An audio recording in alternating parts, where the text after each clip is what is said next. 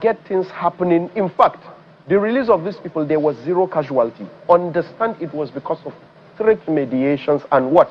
Concentration on the mediation. If I release some of the voice notes of me pleading with them, you would understand that, wow, this was a lot of work being done. So if we have something like what we brought on table, but the state government is blocking it from the federal government, what? Okay, coming into the whole initiative and what? In fact, putting it in place to end this, who do you think is complicit to all this? Well, it is not news, if you can hear me, sir. It is not news that Go ahead. The states, Nigeria has cooperated with civilians before. After all, there was a time in this country we had the Civilian Joint Task Force. So the intervention of civilians is well recorded in our history, documented in our history. Now, I don't see how anyone really, listening to all the things that you have said and all the things that you've been doing, I don't see how any politician can stop you, because here you are. If anyone was trying to stop you, there is no way they would have been able to stop you. They would have been able to stop you from coming on TV, on channels television in particular. But here you are. So I do not see anyone being able to stop you. Now that you are getting this opportunity, what are your expectations? I hear you say that the federal government should come to you. Yes, that could happen. But how about you also make the overtures? Because, as you said, your objective is for the sufferings of your people to end. If the mountain will not go to the Muhammad, let Muhammad go to the mountain. The objective is what you have said. Let the sufferings of the people end. If you know these terrorists, as you have said, it is a patriotic thing for you to, whether you're going to write, whatever it is you're going to do, send some evidence to security agencies, to the military, to the police, to whoever, and say, this information I have, and I think we can put all these people to bed, all this situation to bed once and for all. Yes. Okay, thank you very much. You spoke of civilian JTF presently. Yes, they are doing good. They are civilians. These are civilians with guns. They can go into the bushes and fight each other. They don't look each other eye to eye. You cannot even have a communications between them. You know, there was a specific situation whereby they had a fight between themselves and all. They just sent me a video randomly, and I opened and I saw they beheaded some civilian JTFs. You see? So do you see me having a gun now fighting? No, I don't have a gun. My weapon is my words and what psychological understanding of my grassroots. You know? And this is the reason why we feel the government needs to what? Come into whatever we have in place. We were able to mediate for the release of the Goshe women. There was no casualty. The one in Oyo, there were casualties. We did something big. This is, in fact, quote-unquote, the biggest, in fact, non-casualty release of any kidnapped victims or individuals in Africa, I would say. It's 300 plus that were released, you know, and all those things. So if you are telling me to go to the government, what if Mohammed being in the mountain has some people around it protecting it with gun? How do you go there? You can't go there. The government is large. The government is seeing me. They know what I'm doing. The security agencies know what I'm doing. They've seen it. In fact, they know it. So if they were to see, look, this guy has an OSL, and he says, okay, something like this can happen. Why don't we go on a 3-month trial? Then we go on a 3-month trial, then we see where it goes. But because certain people know if we are to come into the picture, we are not going to favor anybody. We just want an end to this. So if you're complicit to that, we will work towards making sure, in fact, we submit your name in our report for the first month. This person, this person, this person, that person. Just as I spoke on TV now, this was what they told me. We're not lying. Okay, this person that, in fact, sent his own person for the ransoms and all that, this was what they said, this was what they said and all. So, you know, we cannot go to the government when, normally when something from the state is coming, the state government will take it to the federal government. But when the state government is trying to block certain things, then understand there is something they are hiding. Now, the federal government is left to what? Set up its own panel of what? Private people that would investigate, private bodies and all. Something like what we have OSL, then we give them whatever they need. That is the reality. Okay. Well, I remember, and I would like you to speak to this and see what is possible today, not tomorrow, today. I've heard time and again that the chief of, the Minister of Defense, at the time that he was Chief of Defense Staff, saying, look, the military can only do as much. And you have also said that the military, the security agencies are doing their best. They're doing a lot of things, but they have their limitations. They need the support of not just the people, but that of the political class. And you are already speaking to what the political class can do. Now, you are a civilian, as you have said, and the security agencies are saying, we can't do this alone, we need the cooperation of civilians. How do you think you can come in to provide some of this support to security agencies now? Because the president already made it clear, this insecurity has to end. So if it is going to end, and you have said, you have vindicated the president in a number of ways, how would you want to support or encourage, assist in ensuring that all of this insecurity, fabricated insecurity, because that's essentially what you're saying, can be put to an end? How can you help security agencies with the relevant information that they need today? Thank you very much for this beautiful question. Look, myself, being the president of Borno South Youth Alliance, on also Operation Sulhu de Zaman Lafiya, OSL, we are ready to what? To work with the government towards finding solutions to this. But what we would only demand from the government, that is federal government, we don't want the inclusion of state government in what we are doing. Because if we know certain secrets now, if we want to submit a report, they can block it. You know? So if the federal government wants to end this, and they need people like us, and they need our help, we want to be independent. We don't want to be affiliated to any political party. We want to stand independently. When our reports are coming in, they are coming in the way they are. And when federal government releases their reports, definitely, we will also release our own to what? To tally them together to say, yes, originally this is the right report. If we bring in report on somebody, go ahead and do the investigation. Don't favor them because they are from what? A specific political party, or because they are what? They are a senator or commissioner at this or that and all that. Go ahead and do the investigations. We will provide you with everything you need. If the federal government is willing to do that, we are ready to have a sit down. Why not? We go ahead and save our people. We need that, definitely. Mr. Myla, you know the government would agree. Because there's a reason why state governments exist. Okay. There's a reason why state governments exist. Okay. So what you're basically saying, you want to destroy the state structure. And you know, if you create a model like that, other people will copy it, you know. We are not trying to destroy the state structure. But that's what... If certain people from the state are involved, and they will not allow us to do our work the right way? You know? Like presently, we have civilian JTF. Civilian JTF presently, I think, the way they maneuver, the masses are complaining that they're being controlled politically. There's a lot of things being controlled politically in certain states that you people do not know, media people don't know, because they block it from coming out. This is the first time you have a Borno state person coming on air, doing certain things, you know, talking about things like this. They don't allow anybody to reach a specific level. They block the person. So I know what I'm talking about. I'm not trying to destroy any structure. The truth needs to be, you know, out with full force and all that. Then if I'm to come to present to somebody in the state... Have you had any conversations with the Borno governor, with Professor Zulum? Borno governor never got to me because Senator Ali Dume made sure it did not happen. When I keep saying this, you people should try and see reasons in what I'm saying. You know, ask my locality, ask Southern Borno where he represents. Ask them about Bosia president. What is he doing? What is the problem between him saying Dume? Now you people will find the truth out. Because, well, I know Senator Ndume will probably get to see this.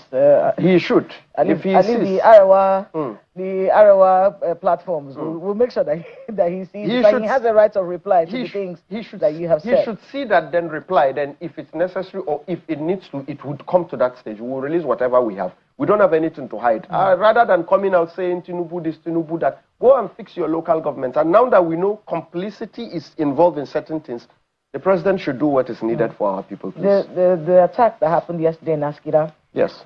Well, the work that was done by our troops in Askira yesterday, because people have to understand, it's not every time that the terrorists win. This one was our troops. Yes. Did you know this Mr. Musa Afashi, the Sudanese that was arrested? Did you know him? I have seen the reports. I do not know him. Okay. You know, they said he is what? He is a suspect. So you cannot confirm 1,000% if he's a terrorist. He might be a business person there. Captain Goni says he's a terrorist. He's a terrorist. Okay, so fine. Maybe he's a terrorist. Probably he's somebody gathering information for them around the bushes area and they caught him. Okay. Because presently in that Askira is a place where you can connect to Damboa. Damboa is where, what do they call them, ISWAP come in. Because of the mountains. All the attacks you see in Askira, it's been orchestrated by ISWAP, not Boko Haram.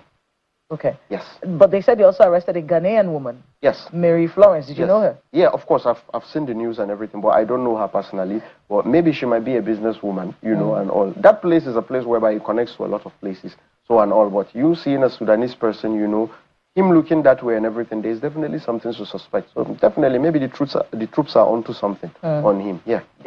There's some conversation that happened online. Some government officials alleging that there could be complicity with our troops when it comes to insecurity and this terrorism business, because that's what you described to me. Yes, of course. It's an economy. Yes, bigger. Are there? Do you find that in your conversations in the north? I think even the army have released certain pictures and videos of some of their people that were compromised, that were given information to, you know, terrorists and all that. The army have arrested them directly or indirectly, you know. So the army has confirmed itself. But another thing is, now let me put this clear, the attack in Musa, the attack in Lassa, this last one, these people came in dressed in forest guard outfits. They came in dressed as soldiers. Who? The terrorists came in dressed as forest guard. In forest guard uniform. Very clear, well neater than everything, you know. Checkpoints were open for them. They went in unopposed. One gunshot was not fired. One gunshot that you know, the only gunshot that rang through the air was theirs when they entered to attack. The time they were supposed to enter, I think the army went for a patrol away or something, so majority were not there. So now when they came in dressed as forest guard.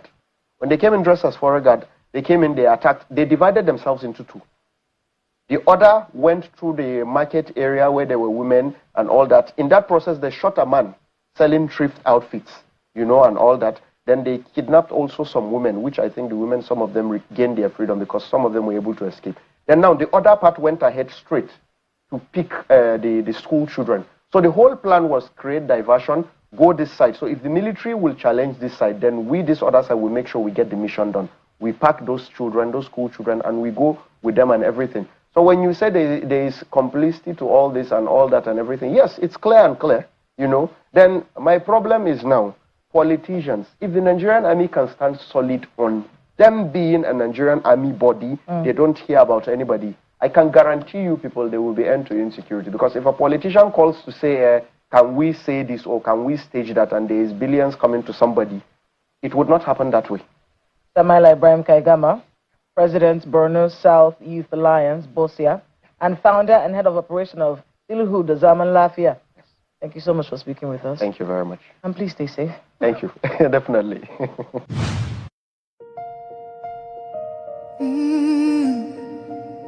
Can you hear the cry from the broken land, from the wounded hearts? Nigeria, they bleed, people they cry, tears for the ground, nobody asks why. Over 7,000 souls don't fall every single day, we still there call.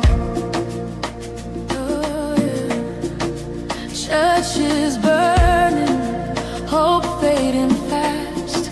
Since 2009, the pain don't last. 50,000, maybe more. Heaven they count every single soul.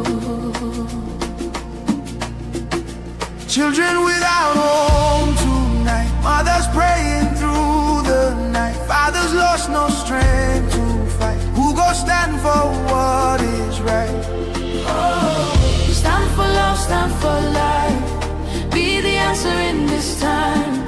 You can have to wipe their tears, you can calm their fears. Give a hand, don't turn away. Be the light in darkest day. Every little you provide keeps a soul alive.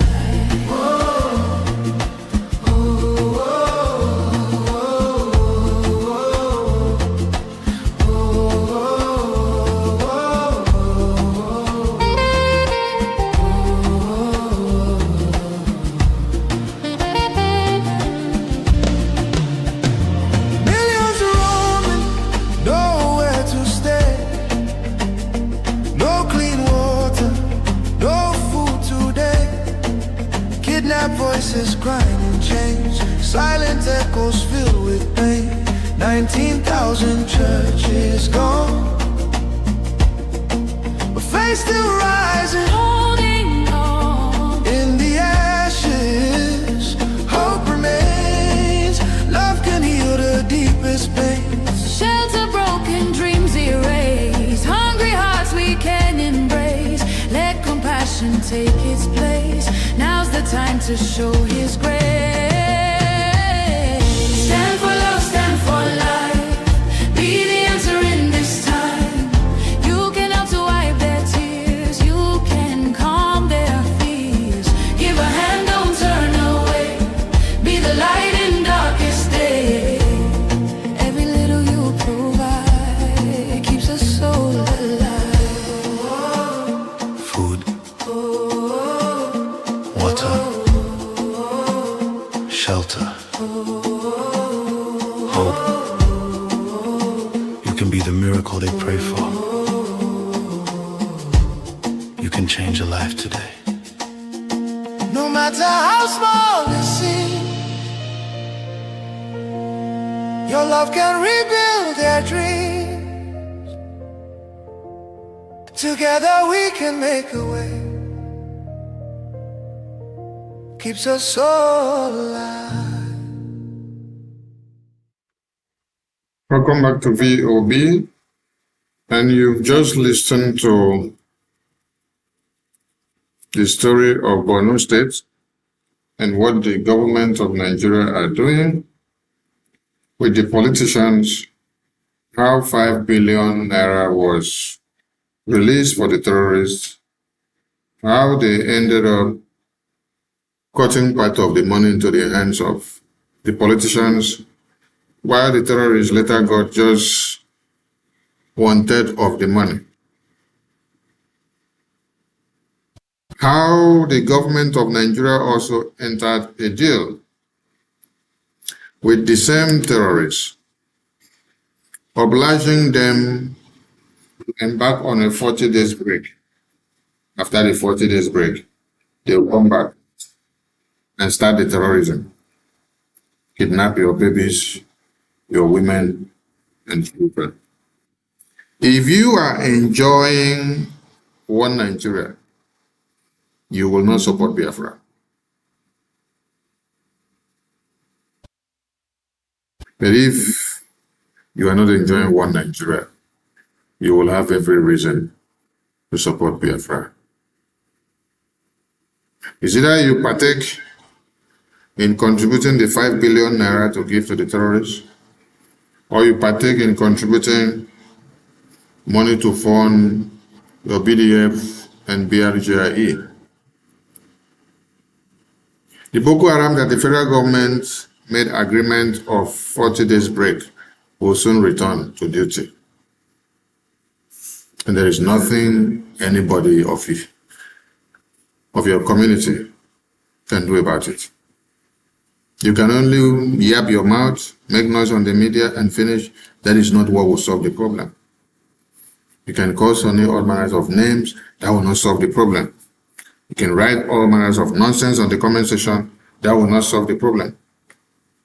But when the terrorists invade your communities, take over your babies, women, and children, your parents, your communities, that is when you will feel the reality. Maybe by that time, you will remember everything that we've been saying. So you can continue to be stupid, sit idly by and watch the Fulani terrorists take over your communities. We will be here to give the update on VOB. We continue to call on all of you who think that without you, Biafra will not come, to come down from your high horse. I'm not fighting for Biafra for myself. The past leaders that are in prison and those that have fought and died in the battlefield and those that have fought before did not fight for themselves. They fought for us that are here so that we can have a better future. And they died in the process. And that's why we have to continue, because their legacies and the footprint that they Lead cannot just be wiped out with sand or money. Biafran people must be free. And it is incumbent on you to wake up, do the needful, and support the cause of Biafra. Because Biafra is here. Your communities will be overrun. Make no mistakes by believing in the security architecture of the Nigerian government. Because from the interview you listened to, the federal government of Nigeria, the security architecture, they know where the terrorists are. They negotiate with them. They have deals and agreements with them. If they want to crush them today, they will do so. Since they can't do it because they have to keep them on, to keep their business running. They will not do the unthinkable. They will do what will be beneficial to them and what will continue to keep them abreast. Dear friends, American government will not come and put their boots on the ground in Biafra land to go after the terrorists for you. You have all it takes. It is you Biafrans that are all over the world that are highly reckoned on as people that travel widely. You are told to be intelligent. You are told to have money. You are told to be well endowed. So why are you being adamant in funding your own freedom? Do you want to continue to answer the big names in America and Europe and UK and Asia and the entire world, yet your communities are overrun by the Fulani terrorists? Videos of this kind may continue to surface again if you don't do anything about it. Yes, videos of this kind may surface again if you don't do anything about it. Because the terrorists did not come to play. The terrorists came to maim, to destroy, and to take over. They came to do the bidding of their masters that sent them down. Like you listen to the man that was speaking from that tennis television. He said he told the terrorists he wants them to stop this. What did he say? He said they cannot stop it because they are doing the work of God. So the work of God that they are doing is to kill you and maim you and destroy you. Take over your communities and implement Sharia and Jihad. Why you sit idly by, you're laughing and scrolling your phone, typing nonsense in the comment section against Sonny and Brgie and Okechukunke and BD, everything that you're doing us. No, you're doing yourself because the terrorists have surrounded your communities. Support Biafra. This happened in Enugu Church. Terrorists invaded your lands, kidnapped the preacher and the followers in the church. Very soon, this will spread from one point to the other, as far as you continue to be shouting, one Nigeria. Peter Obi, Atiku, Atiku, Tinubu, Tinubu, village boys, city boys. The more you continue to be stupid and stand idly by and watch the terrorists, they will invade your community and take it over. I will not be begging you anymore to fund your freedom or to protect your lands. The BDF are volunteer armies who are not on salaries, but they volunteer their lives and they are ready to fight for you. So if you are not ready to give them what they need to fight and secure your land and expunge the terrorists, then embrace the terrorists in your communities. Because you don't expect the BDF to volunteer themselves to fight, and yet they will still again go and use sand to do the fight after volunteering their lives to fight for you. You have to come and fund them. The same way you see that the people of Osun State are funding the security network that has been unveiled by the Osun State governors and the Yoruba governors. Even the traditional ruler is the one that is unveiling the security network and then giving more trucks and money and weapons to the security network. You have your own. You don't want to go and support BDF because you hear that it is Biafra independence. You forget that it is this Biafra independence that is the fear of Nigeria that has not allowed these terrorists to rampage our entire communities.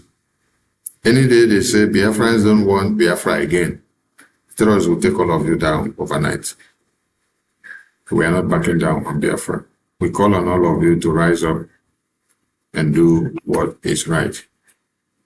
Join us again on another segment of VOB and support your freedom. Jealously. This is Voice of Biafra TV. And thank you all for listening. Great people of Biafra. This is the voice of Biafra. The voice that cannot be silenced. The voice of truth, resilience, and freedom. Speaking to you in the spirit of courage and in the language of liberation. Nigeria government has lost control over insecurity. Fellow listeners, what was once whispered in fear, what was once denied in arrogance, has now become a reality too loud to ignore. A nation staggering under the weight of its own contradictions is rapidly losing control over insecurity. From the north to the south, from the east to the west, the land trembles, not from natural disaster, but from man-made chaos. Communities abandoned, villages raided under the cover of darkness, highways turned into corridors of fear. Citizens left to fend for themselves. In a country where the government once promised protection, the question now echoes across the land. Where is the government? Where are the security forces? Where is the accountability? In recent times, markets have become targets. Travelers have become victims. Families have become statistics.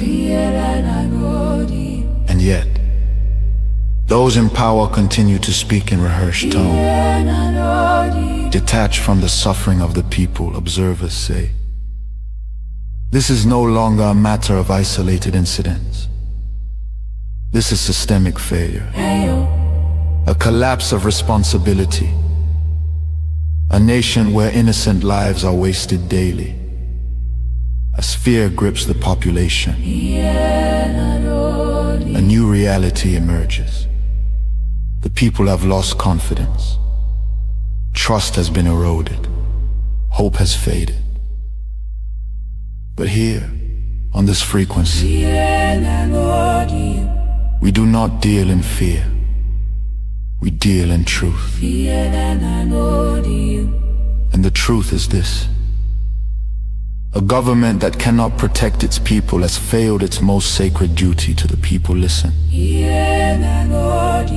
Remain vigilant. Remain aware. Remain strong. Nigeria has failed its citizens, and in awareness lies survival. This is a wake-up call. You are listening to the voice of Biafra, where truth lives and freedom speaks. Biafrans stand firm until justice speaks louder than silence. And stay safe. God bless Biafra Republic. God bless Biafra Republic government in exile. Long live self-determination.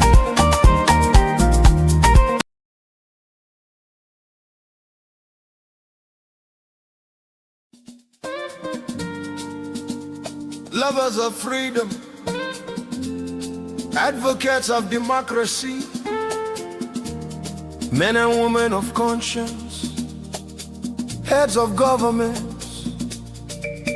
United States President Donald J. Trump,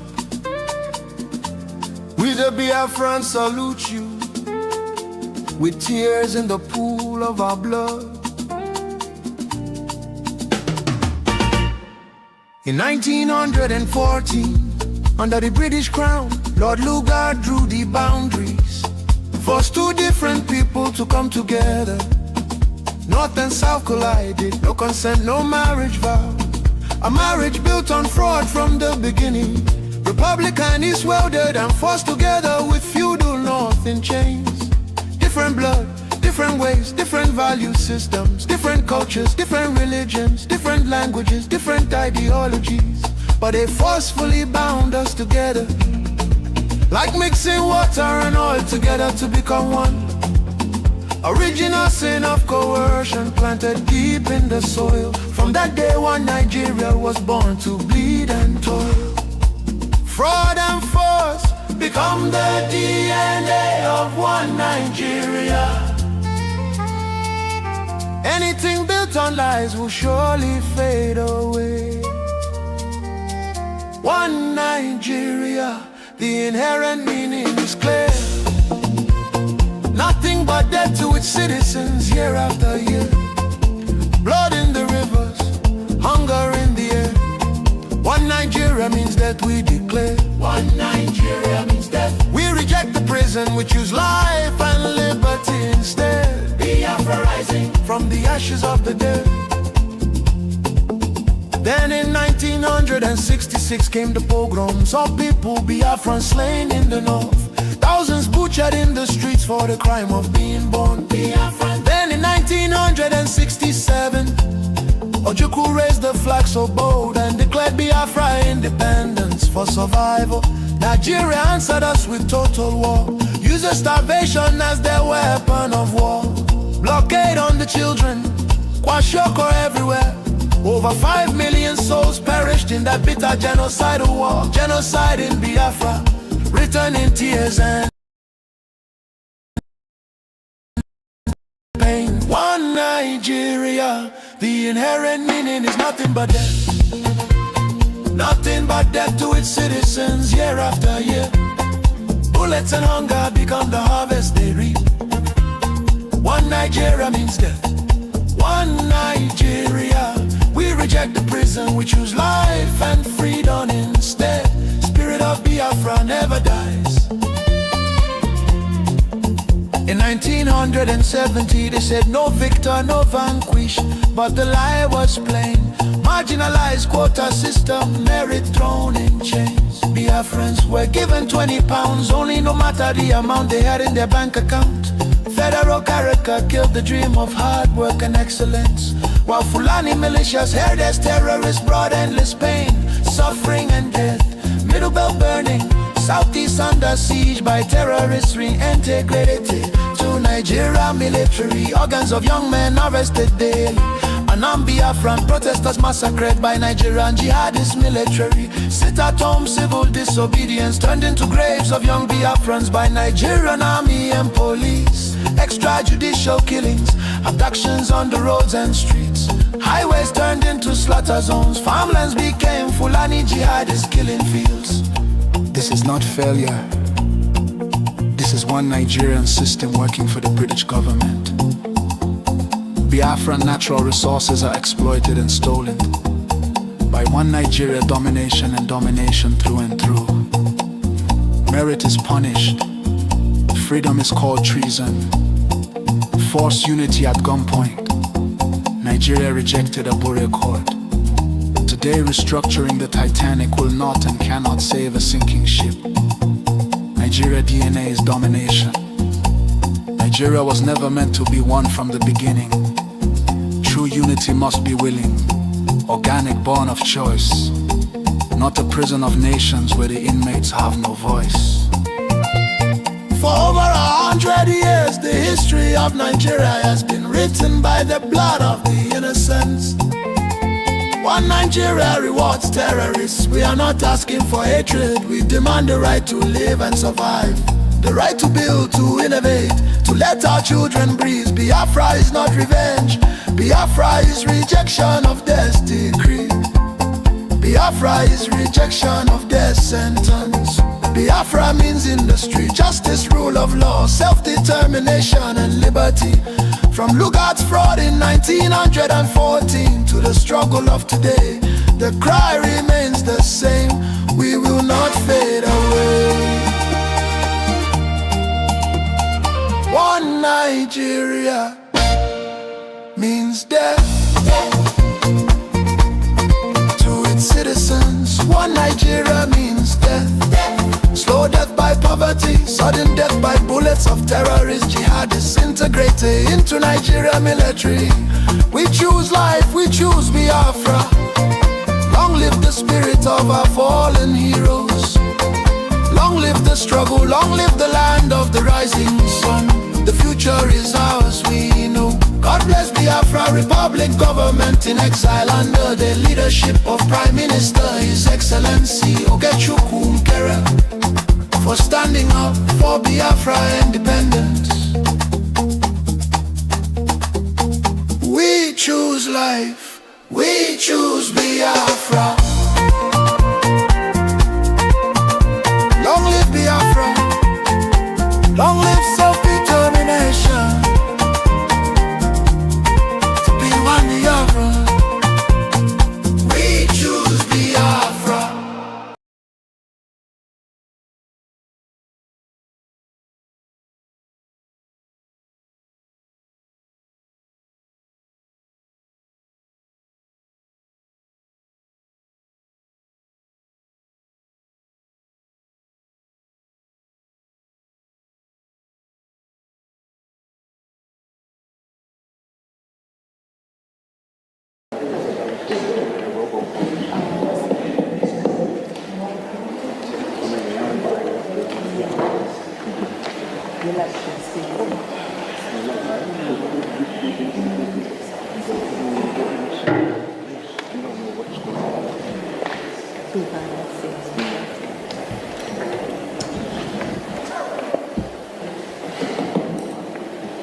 Biafrans, am I coming out? Yes.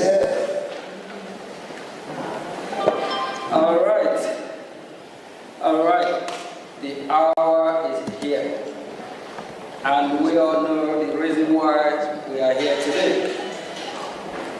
We are here for our freedom because it's our right, and today is our first congressional briefing, and we have our special guest here.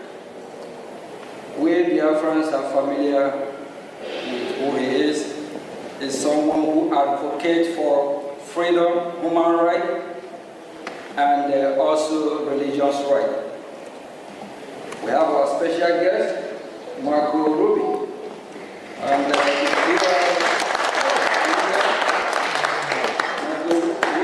Senior Fellow, American Enterprise Institute. Thank you, Michael.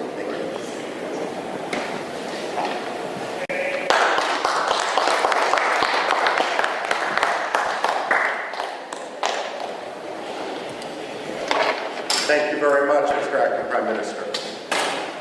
I don't need, first of all, it's good to see Biafra represented so well in Washington, D.C. Unlike in Nigeria, and unlike in Finland, we're not going to arrest dissidents.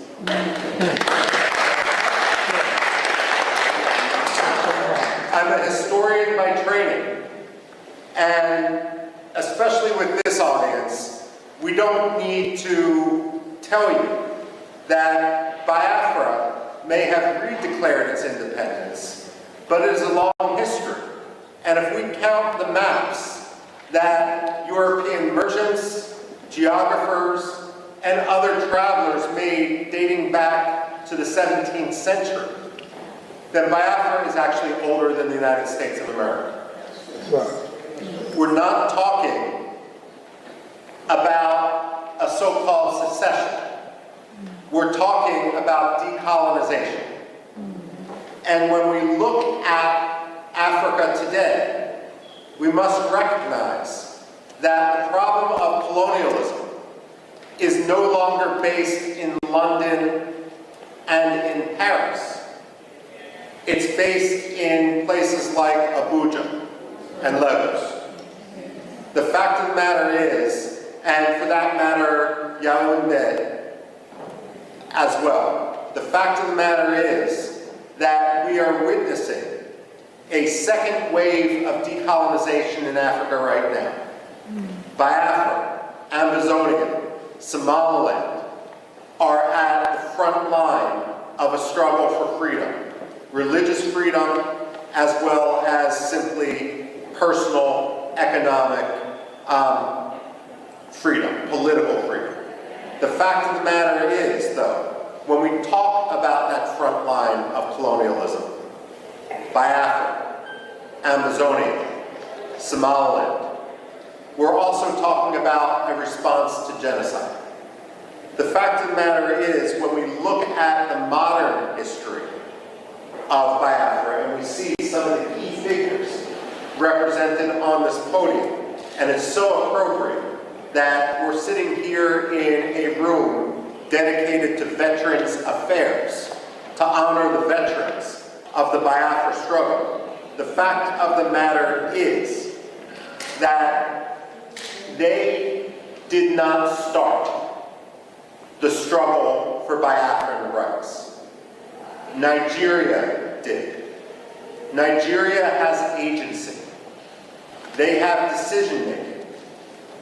No one forced Nigeria to undertake the pogroms of 1966.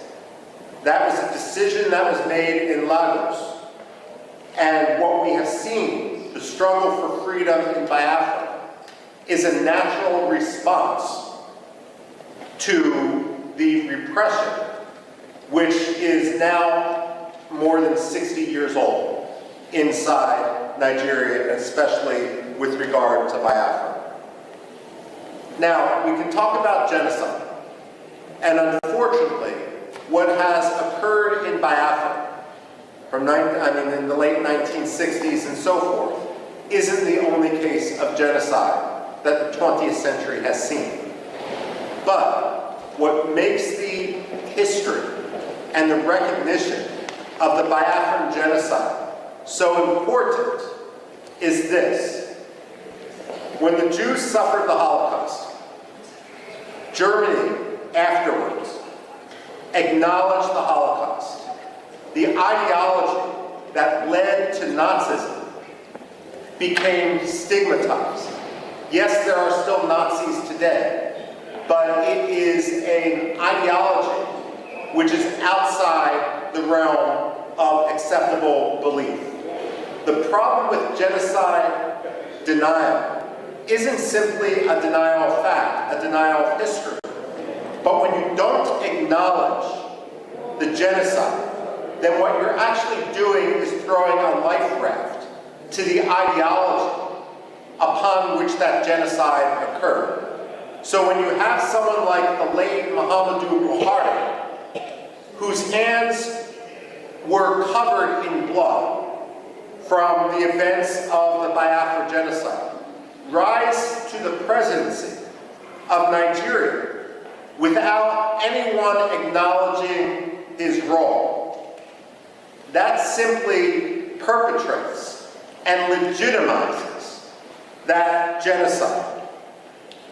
Now, when it comes to genocide denial, I also have this to say. When people debate foreign policy in the United States, one of the progressive slogans that we hear time and time again is no blood for oil. Well, I have a message for Alexander Stubb. No genocide for oil. Finland has been a disgrace. Stubb has kowtowed to Turkey at the expense of the Kurds, at the expense of other dissidents, for the sake of getting Turkey to lift its de facto veto for Finland's NATO membership. Now he's kowtowing to the Nigerian government by arresting Simon Ekpa for the sole reason of advocating against genocide and of providing, frankly, at this point, the only reasonable way forward given the actions of the Nigerian state. Now, we can't engage in wishful thinking, and unfortunately that has been the problem in the United States. I would argue that Europe is more engaged in a cynicism, where they simply want Nigeria's oil, and let's be frank, it's not Nigeria's oil. No. It's Biafra's oil, the Delta region and so forth. The fact of the matter is they feel it's easier to have a relationship with a dictator, and they're going to look the other way. Never let the Europeans pretend that they stand as a representative of human rights when they act in such a cynical, racist, and way that is so contrary to life, liberty, justice, freedom, political rights. The fact of the matter is the Europeans need to be called out each and every day for that. Finland, especially. Now, I would go so far as saying Finland doesn't deserve the plaudits that so many people, Amnesty International, Human Rights Watch, tend to ascribe to Scandinavian powers. I would today argue that through its actions behind the scenes, by laundering the Nigerian government, by allowing, by cynically using this mantle which it had developed over decades as a protector of human rights, that Finland has become one of the most cynical promoters of human rights abuses, on par with Russia, with China, and with others. The only difference is Russia and China are much more open about what they're doing. Finland thinks they can have it both ways. Now, when it comes to the United States, however, the United States isn't blameless. We have two problems here. The first is the problem of the American perception of history. Whether you're Republican, whether you're Democrat, I don't care. And the fact of the matter is Biafra, like Cyprus, like India, should be a bipartisan cause. There's nothing partisan about freedom and liberty. And I say that as someone who personally is a Republican, but I was a Congressional Black Caucus Foundation fellow working for the late Congressman Bill Brgie, who was a Democrat. So I say this not just as wishful thinking, but someone who truly believes in the importance of principle and its triumph over cynical partisanship. But let's face it, both the Republicans and the Democrats have a problem, and American society in general, and that's our general ignorance of history. In our own political culture, whether it's a Republican coming in after years of Democratic power or a Democrat coming in after years of Republican power, there's a tendency to believe that history is only 4 or 8 years long, and that every president who enters the Oval Office or Secretary of State who enters that 7th floor of their office of the Dwight D. Eisenhower building in Foggy Bottom, that they can somehow have a tabula rasa, that the past doesn't matter. Well, let me set the record straight. The past does matter. The past can't be forgotten. And we wouldn't be here today if it weren't for repeated efforts to work within the system, only to be crushed by Nigerian corruption, Nigerian dictatorship, and Nigerian cynicism. And if I may, Nigerian religious animosity on the parts of some sectarian communities. Now, one problem, of course, is then that U.S. historical ignorance, and this is where it's so important for the Biafrans to really rally, to meet with Democrats, to meet with Republicans, not to meet and spend all those times meeting with those who agree with you, but actually concentrating their efforts on those who disagree. The fact of the matter is Americans need an education in history, and they need an education in history quickly, because the price of American ignorance is going to be tragedy and more killings in Biafra. Now, that's one problem. The other problem is a tendency of the United States to engage in wishful thinking. There are two types of ambassadors that the State Department sends abroad. And I'm not talking about professional ambassadors, civil service, foreign service versus political appointees. There's some good political appointees, there's some bad political appointees, and the same thing is true with the professional foreign service. But among ambassadors, however they get their job, there's two general styles.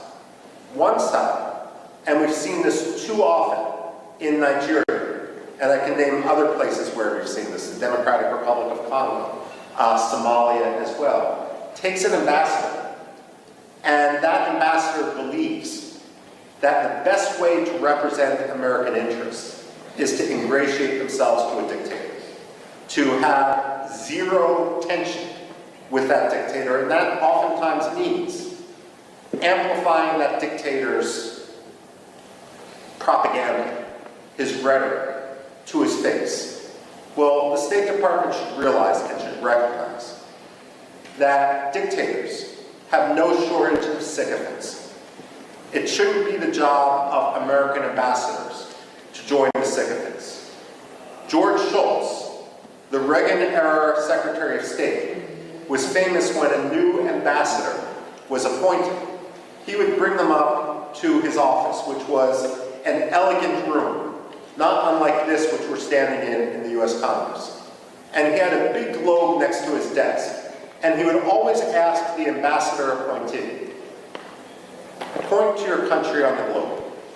And if they pointed to Nigeria, or they pointed to France, or they pointed to Burma, or they pointed to Pakistan, God help, he would point to the United States and say, this is your country. You never forget it. When we send ambassadors abroad, their job should be to speak truth to power. It shouldn't be to kowtow to a dictator. And if that means calling out Nigeria for its abuses in Biafra, for its abuses of religious freedom, so be it. It may mean you're not going to get invited as the ambassador to this reception or that state dinner. Well, that's the price of being an ambassador and being truthful. Your job isn't to make a dictator feel good. It's to promote American interests as a U.S. ambassador. And one of the top American interests is religious freedom. The reason why religious freedom should be such a top priority is it really is the canary in the coal mine. It really is the metric by which to see whether a dictator's rhetoric and actions meet. When former Secretary of State Antony Blinken went to Nigeria and he met with the late Muhammadu Buhari, and he removed Nigeria from the religious freedom watch list, that was wishful thinking. It didn't make Nigeria a better place. It didn't stop the killings in Biafra. It didn't stop the killings elsewhere in Nigeria. All it did was signal to the Nigerian government that they could quite literally get away with murder. Wishful thinking has consequence. The United States also needs not to believe its own spin and not to try to force, cynically use the Biafran issue to advance its other causes. So, for example, I don't know how many times I've talked to people who are partial to the Nigerian government in the United States and will accept the Nigerian lies. And they will say that what we see happening in the Southeast has nothing to do with religious hatred, with religious intolerance on the part of the Nigerian government. It's all about climate change. Let me tell you this, and I've actually said this to the State Department. Climate change does not charter buses in order to ship Fulani militiamen into Biafra to kill Christians. That's not China, that's not climate change. That's ethnic cleansing. That's religious hatred, that's sectarianism. sectarian cleansing, American wishful thinking isn't polite. It doesn't make diplomacy easier. It simply gets people killed. And this is also why it's so important for the Biafran people to rise up and not only work to establish their freedom in Biafra, to reestablish their country. It's also important for them to educate Americans.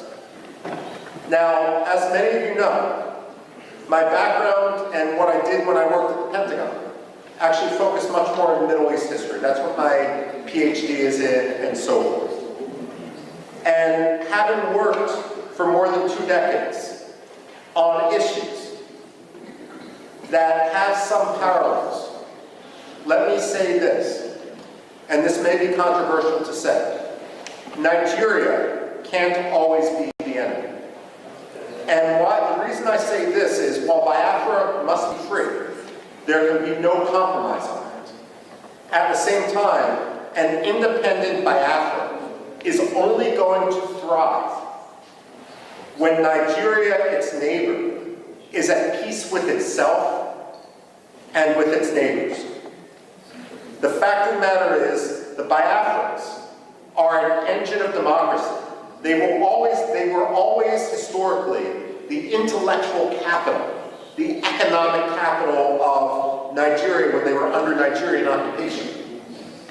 But at the same time, they have a role not only to win freedom for Biafrans, but that freedom is only going to be confirmed when Nigerians also win their freedom, when corruption no longer governs Nigeria, and when the Nigerian military and Nigerian politicians don't cynically use religion in order to advance their own Swiss bank accounts. This is important, and this is a conversation, for example, it's understandable that you focus on Biafra, but this is an example which I've had conversations in the past with Iraqi presidents and prime ministers, and Kurdish presidents and prime ministers, and there's a recognition, despite the century-long struggle of the Kurds, the so-called largest people without a nation, to win their freedom, to win their independence. Many of them have also come to recognize that that independence is going to take real reform instead of ruin for their neighbor next door. I've had this conversation with the Cypriots and the Greeks, vis-a-vis Turkey as well. Turkey is a problem today, and Turkey is a problem which is going to work with the Nigerian government in order to kill Biafrans. But at the same time, what the Greeks and the Cypriots will tell you is, while today Turkey acts like an enemy, there can only be true peace once Turkey fundamentally reforms. And so it's important when you speak and when you advocate for your cause, not only to promote the freedom for Biafra, but to argue and to recognize that Biafran freedom is going to be symbiotic. It's going to bring stability to the region. Biafra is going to be a model, not only for Biafra, it's going to be a model for Nigeria, so that Nigeria can get its act together, even as Nigeria heads towards the precipice. No one wants to, let me put it this way, many of you are familiar with the American satirical newspaper, The Onion. I remember a headline in that satirical newspaper after Russia invaded Georgia in 2008. It was a fake announcement by Condoleezza Rice, the Secretary of State, who was arguing that U.S. position is that no American allies should border Russia because it was just too difficult. The fact of the matter is, she was warning allies not to border Russia as if they have a choice. The fact of the matter is, it's in no one's interest. It's always going to be a problem for occupied Biafra and for independent Biafra to border a failed state, to border an irredentist state, to border an aggressive military dictatorship. Independent Biafra is going to need to recognize that as Nigeria fails, and let's face it, today it's a failing state. It's a building, it's a 10-story building that's ridden with termites. The fact of the matter is that every military leader inside Nigeria is going to try to distract their own Nigerian public by trying to whip up a frenzy against Biafra. So on one hand, you need to be prepared for that. And you recognize this because this is your history. But on the other hand, if there can be fundamental reform in Nigeria, then ultimately you will thrive and be the most prosperous country in Africa.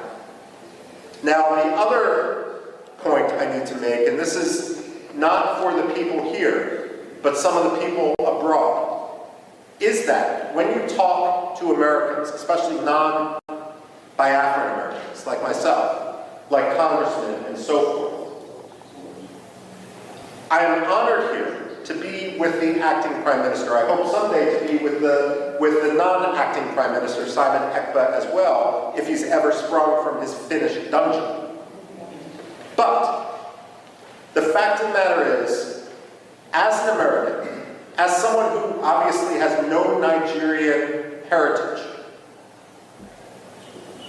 it's not my job or my concern to decide who the leader of Biafra is.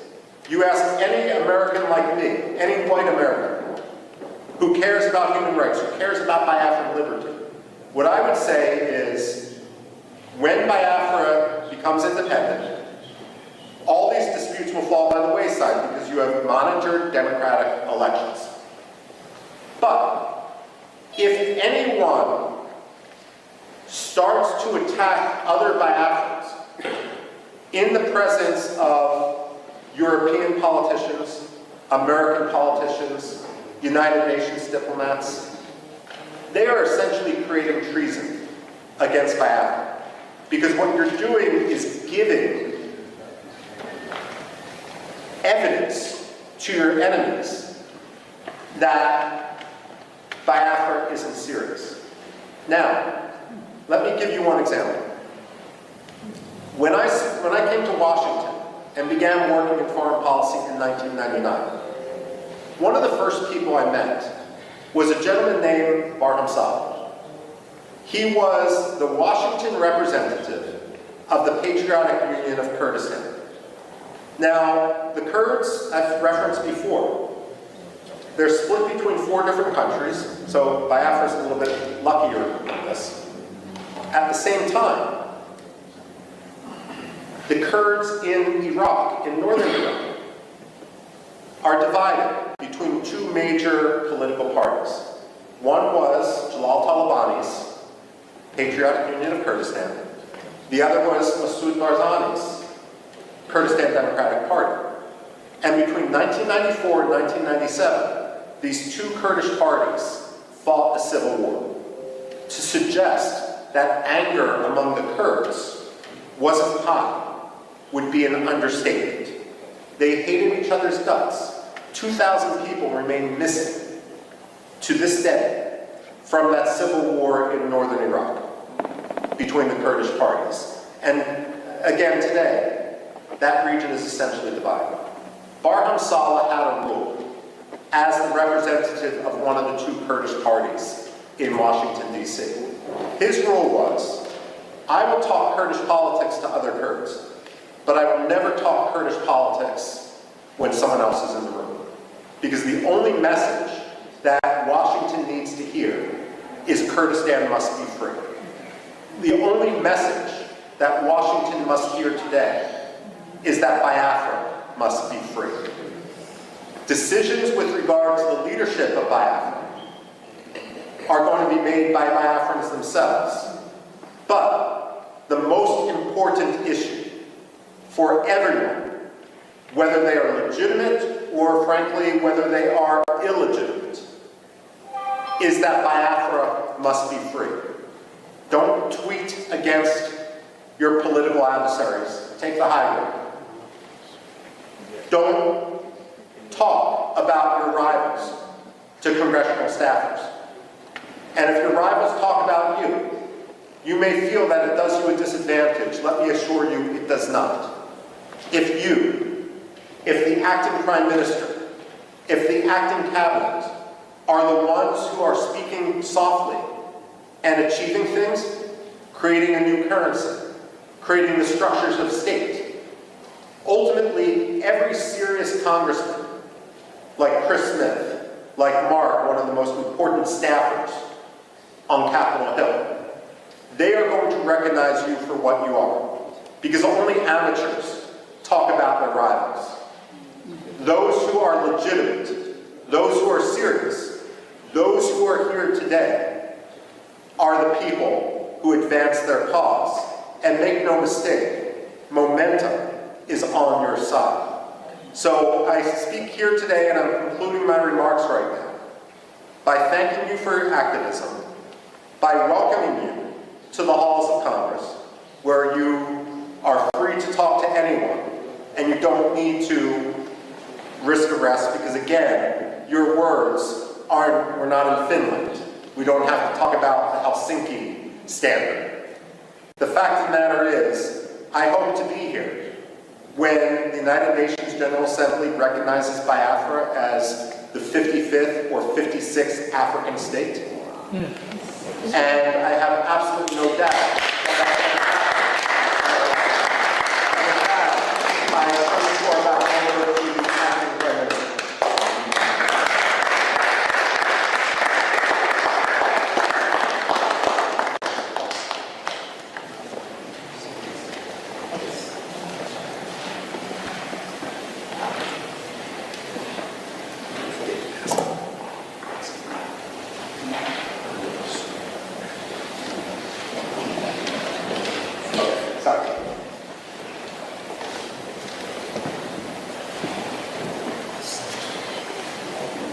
Please, can we give a hand of applause?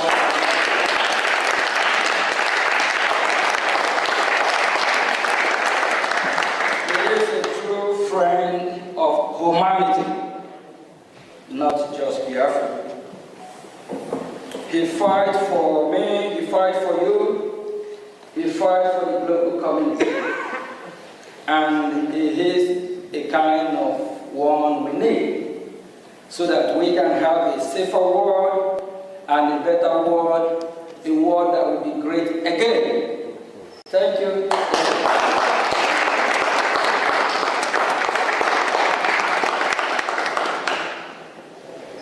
My name is Brgie, Biafra Republic Government Acting Prime Minister. I'm here acting on behalf of His Excellency Mazi Simon Edward. As we are fighting for our freedom, we are making history and we tell our story to the world. And this is the first Biafra congressional briefing.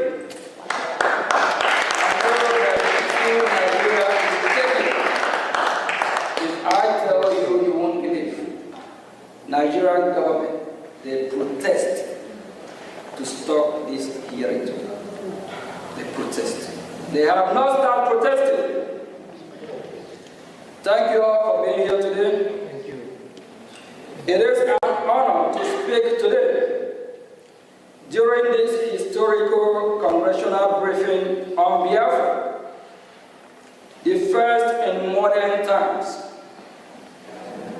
I want to thank Michael Ruby, which we are just giving hand of applause now before, of the American Enterprise Institute for his unwavering support and friendship to the Biafran people. Today, I will provide a broad overview of Biafra issue for all those watching. Nigeria is oil-rich country. When we say Nigeria, is Biafran oil. Marco just, on his speech, he made it clear. It's Biafran oil. And a continent power in Africa. It is a multi-ethnic, multi-language, and multi-religious country with a population of about over 200 million people. There are three major ethnic groups: the Igbo, the Yoruba, and the Hausa Fulani, and 250 other smaller ethnic groups.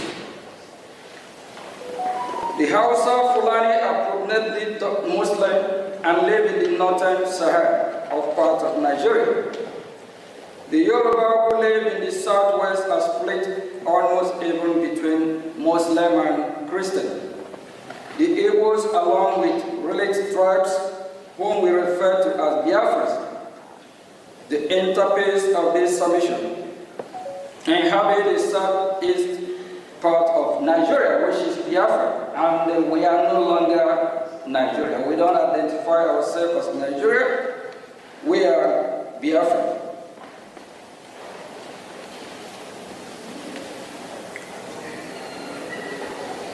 Part of Nigeria, which is combined population of over the Biafrans population and over 70 million. Biafrans are predominantly Christians and traditional worshippers, with constituencies also practicing Judaism.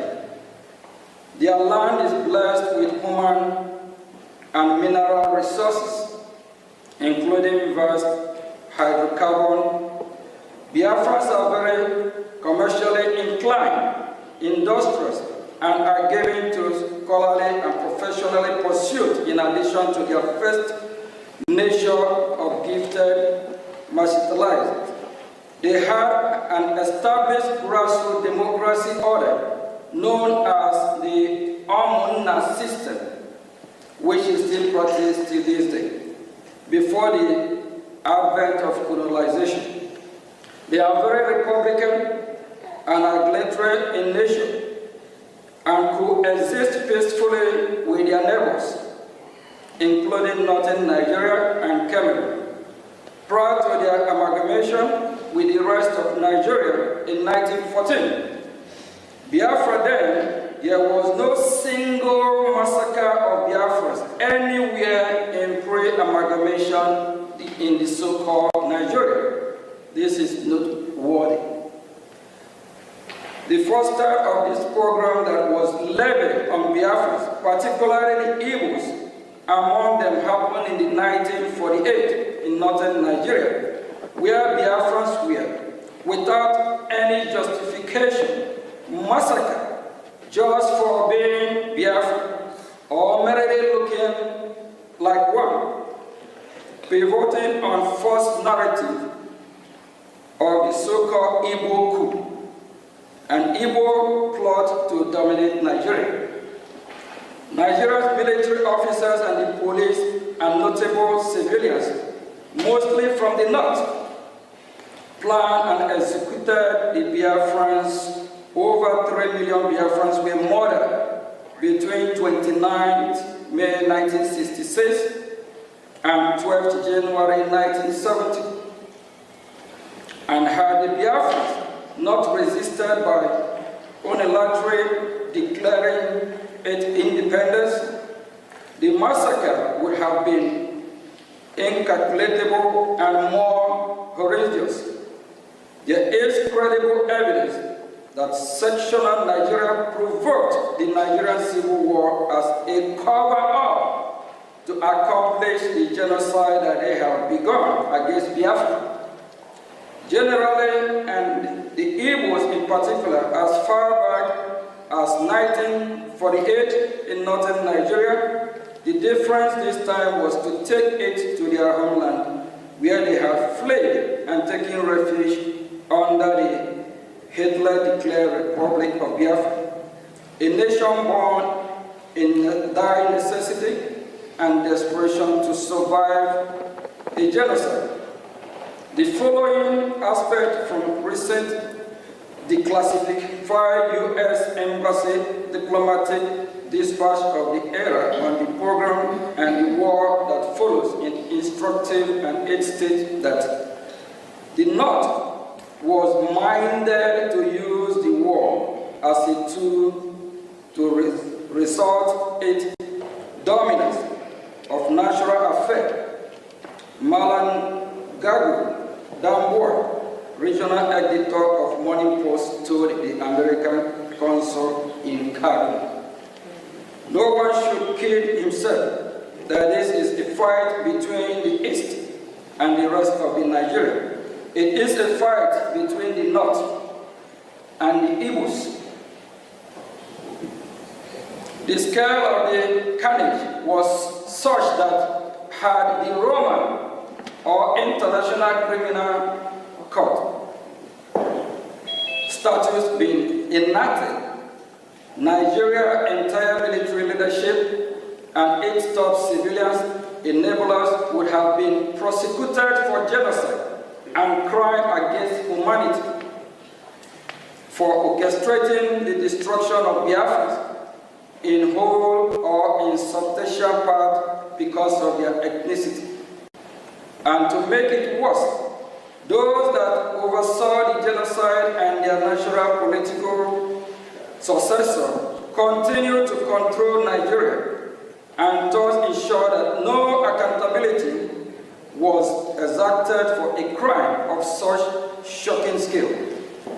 And to date, no apology or remorse has emanated from official Nigeria or any of the prime state actors. It is this state of affairs and the post-war political suppression of Biafra that grandfathered the insurgency of Biafra agitation in recent times. The modern-day Biafra independent movement surfaced in 1999 with the creation of movement of the actualization of sovereign state of Biafra, Mazur, in 1999 by Chief Owazurike, in 2012 by Mazi Nnamdi Kanu, a protege of Chief Owazurike, then created the Indigenous People of Biafra, IPOB, in 2012, which became the predominant Biafra independence organization.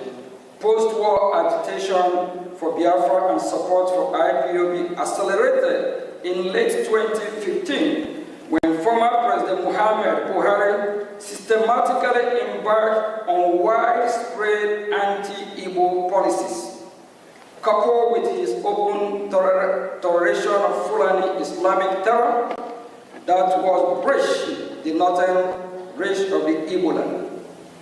It was in the face of this that the indigenous people of Biafra IPOB and the idea of Biafra government in exile gained much traction as protector and defender of the people that have been detained by the government of the day of Nigeria. It is to be noted that virtually all of us present at the vanguard of pursuing for Biafra were born after Nigerian civil war ended in 1970. So in our renewed quest for Biafra, we are not driven by any sense of personal loss of the war, revenge or bitterness, but by instead a sense that our people are being mistreated badly and are vigorously in again becoming the victim of another crippled genocide. Vast majority of the Biafrans share the same view, even so, quietly because of fear of retribution by the Nigerian government or other non-state actors in alliance with the government. Amnesty International reports that since the advent of the former Buhari administration in 2015, Nigerian insecurity forces have killed more than thousands of Biafra and wounded many more why they held peaceful protests against the killing and for self-determination. Amnesty International says that many of those pro-Biafra protesters were shot and killed in their sleep, and others while they gathered in churches to pray. Many of the protesters were shot and killed from behind while they tried to escape.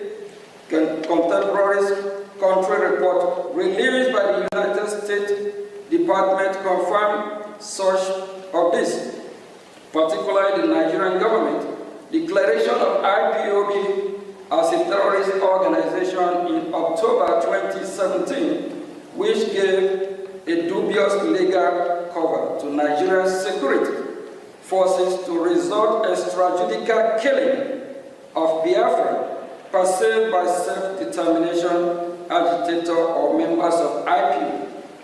As such, as you are reading this, the other killings of Biafrans by the Fulani Islamic terrorists is ongoing as we speak. The killing have not stopped to date, especially in the northern boundary of Igbo land, such that several innocent villagers were murdered in Ebonyi State in February 2025. Igbo communities to bury their brothers, sisters, fathers, mothers, sons, and daughters almost every month. And after times, the violence is maliciously and falsely attributed to unknown government or faceless Biafran separatists. In the face of all this, and in the perception that rogue elements of the security forces are complicit, the Biafran government in exile emerged as a beacon of hope for Biafrans that have become distrustful of the government. It bears mentioning that when the agitation for Biafra accelerated in late 2015, the response of Nigerian government was disappointingly non-pragmatic. Instead of acknowledging the burgeoning popularity of the agitation and take bona fide measures to contain it through constructive engagement or dialogue, the government went wide with deadly and extrajudicial law enforcement action that backfired by fueling the agitation to levels not seen since the end of the Civil War in 1970. This misguided law enforcement action turned a dangerous corner and boomeranged when the government went rogue by extraordinary rendition of our leader, Mazi Nnamdi Kanu, the Biafran leader from Kenya, in late June 2021. No doubt this is an avoidable overreaction that has composed Nigeria's legal system, triggered the international legal order against Nigeria, and bettered the government driving insecurity that have rocked Southeast Nigeria, which is Biafra, to this day. In between, Fulani Islamic terrorists have capitalized on the situation to disquiet Southeast Nigeria to no end. After Mazi Nnamdi Kanu illegal kidnapping, one of Mazi Nnamdi Kanu protege, Finland-based Biafran activist, His Excellency Mazi Simon Ekpa, took charge of the Biafra independence movement and created the Biafra Republic government in exile, Brgie, of which he is the Prime Minister. As the next illustration of the Biafra independent movement, the Brgie has galvanized the support of the Biafran population and has engaged in high-level dialogue in Washington, D.C. with U.S. government officials. Furthermore, Brgie organized a self-referendum in which more than 50 million Biafrans voted in favor of independence. Brgie held an independence convention in Lahti, Finland, which started November 29 to December 2, 2024, in which Brgie declared the independence of Biafra on December 2, 2024. December 2, 2024, Biafra was redeclared. The government of Nigeria, according to Mr. Ekpa, has orchestrated 5 assassination attempts against his life. After allegedly failing to assassinate Mr. Ekpa, the government of Nigeria successfully pressured the government of Finland to arrest Mr. Ekpa in November 2024 on political motivated charges. The government of Finland then issued an indictment against Mr. Ekpa, as well as subsequent conviction, which demonstrates the political nature of the persecution at the instigation of government of Nigeria. The indictment by Finland, issued in May of 2025, alleged that Mr. Ekpa participated and supported a terrorist organization, even though pro-Biafra organizations are not designated as terrorist group in Finland or anywhere in the European Union.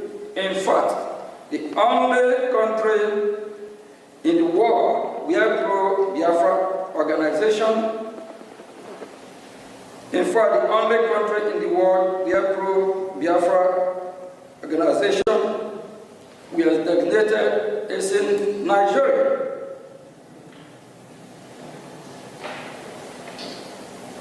For the government of Finland to accept that the Finnish citizen holding political position regarding internal policy matters within Nigeria is somehow a criminal offense in Finland is a nonsensical and absurd, and demonstrate that Finland is engaging in a politically motivated prosecution. Nigeria conduct toward both Mazi Nnamdi Kanu and Simon Ekpa demonstrate transnational repression. At the moment, the issue of Biafra, the insecurity in southeast Nigeria, which is Biafra land, and all the unpleasant aftermath cannot be resolved, while the federal government of Nigeria persists in detention of Mazi Kanu, while Finland persists in detention of Mazi Simon Ekpa, and Biafrans continue to be marginalized. On this basis of foregoing, we must respectfully suggest the following to the U.S. government. 1. We urge the United States government to invoke the Global Magnitsky Human Rights Accountability Act, Summit 5 of Title S, 11 of 114-28328 to identify and impose travel and financial restrictions on all officials of the federal government of Nigeria and any Nigerian non-state actor implicated in the killing of Biafrans, Christians in their homeland in southeast Nigeria, which is Biafra land. We urge the United States government, including through targeted sanction and or tariff, to pressure the government of Nigeria to release Mazi Nnamdi Kanu and allow him a safe passage out of Nigeria. 3. We urge the United States government to pressure the government of Finland regarding its political motivated trial and conviction against pro-Biafra active Simon Ekpa. 4. We urge the United States government to deny all bilateral assistance and visa to officials of the government of Nigeria if it continues to engage in transnational repression against pro-Biafra activists, and if Simon Ekpa and Mazi Nnamdi Kanu continue to be held in detention. Consequently, Biafra through Brgie are ready to engage with the international community, include the United States of America government, especially in seeking to establish a newly independent Biafran state.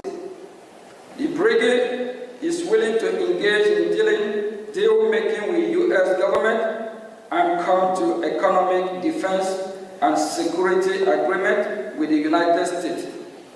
Biafrans, represented by Brgie, are willing to negotiate with the U.S. in reciprocity and in anticipation for specific demand, interest, and expectation of the U.S. recent event in Sub-Saharan Africa have created a compelling need for the United States of America to get involved in the Gulf of Guinea.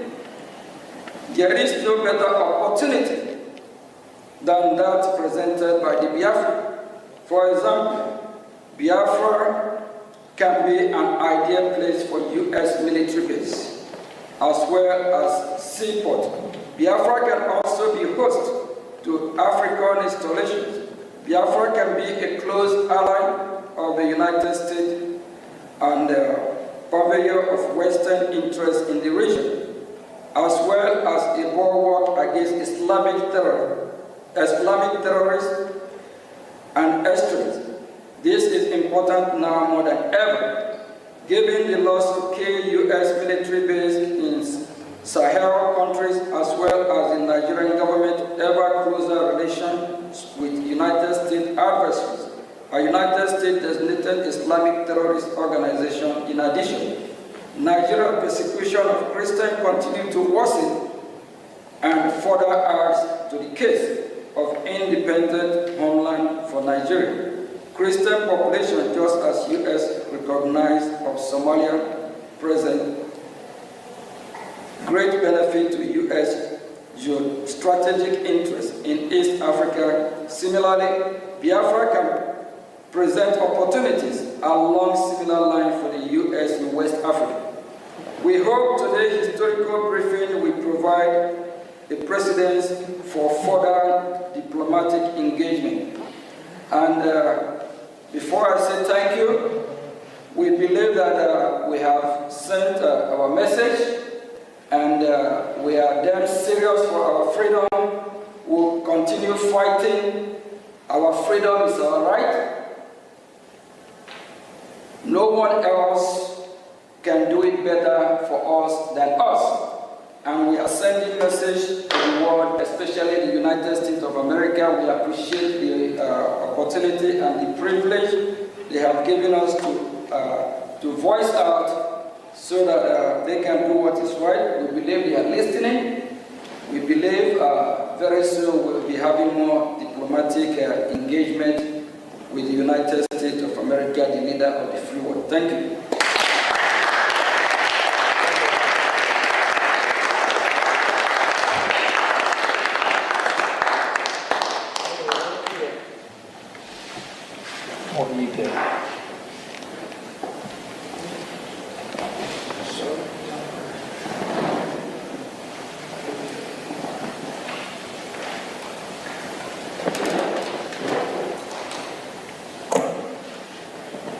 All right, we're going to be having some question and answer, and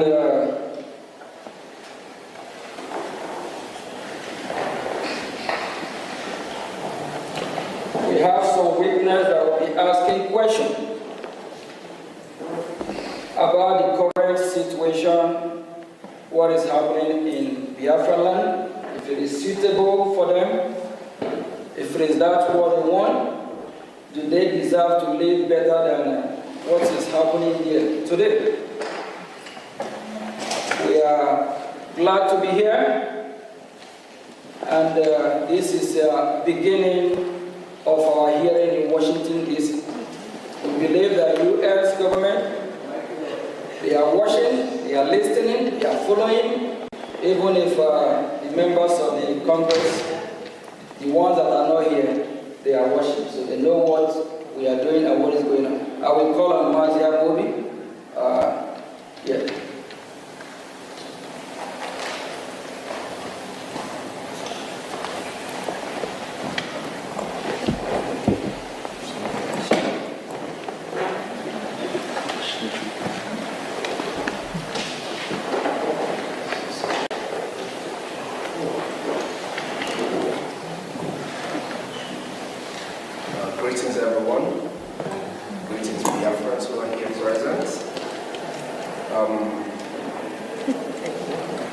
First of all, I want to appreciate everyone for being here. It's not easy. It is only a man who seeks for freedom that goes knocking on all doors. Because every locked door against each and every one of us is a locked door against millions of Biafrans. Especially millions of Biafrans, yourself, myself, who are witnesses, and over 50 million people who gave the Brgie government their vote for the self-referendum conducted in Finland. It conducted back home and ratified in Finland by over 517 Biafrans. So I appreciate each and every one of you who are here. And we thank the United States Congress for giving us this opportunity, for calling us to hear our voice at this time.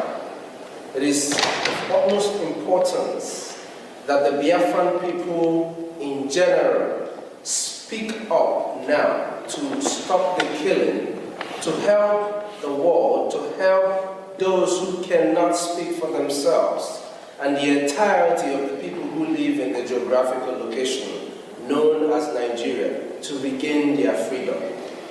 The freedom that we seek today is not just for the Biafran people, but for over 230 million people who exist in a place where they are all in a cave.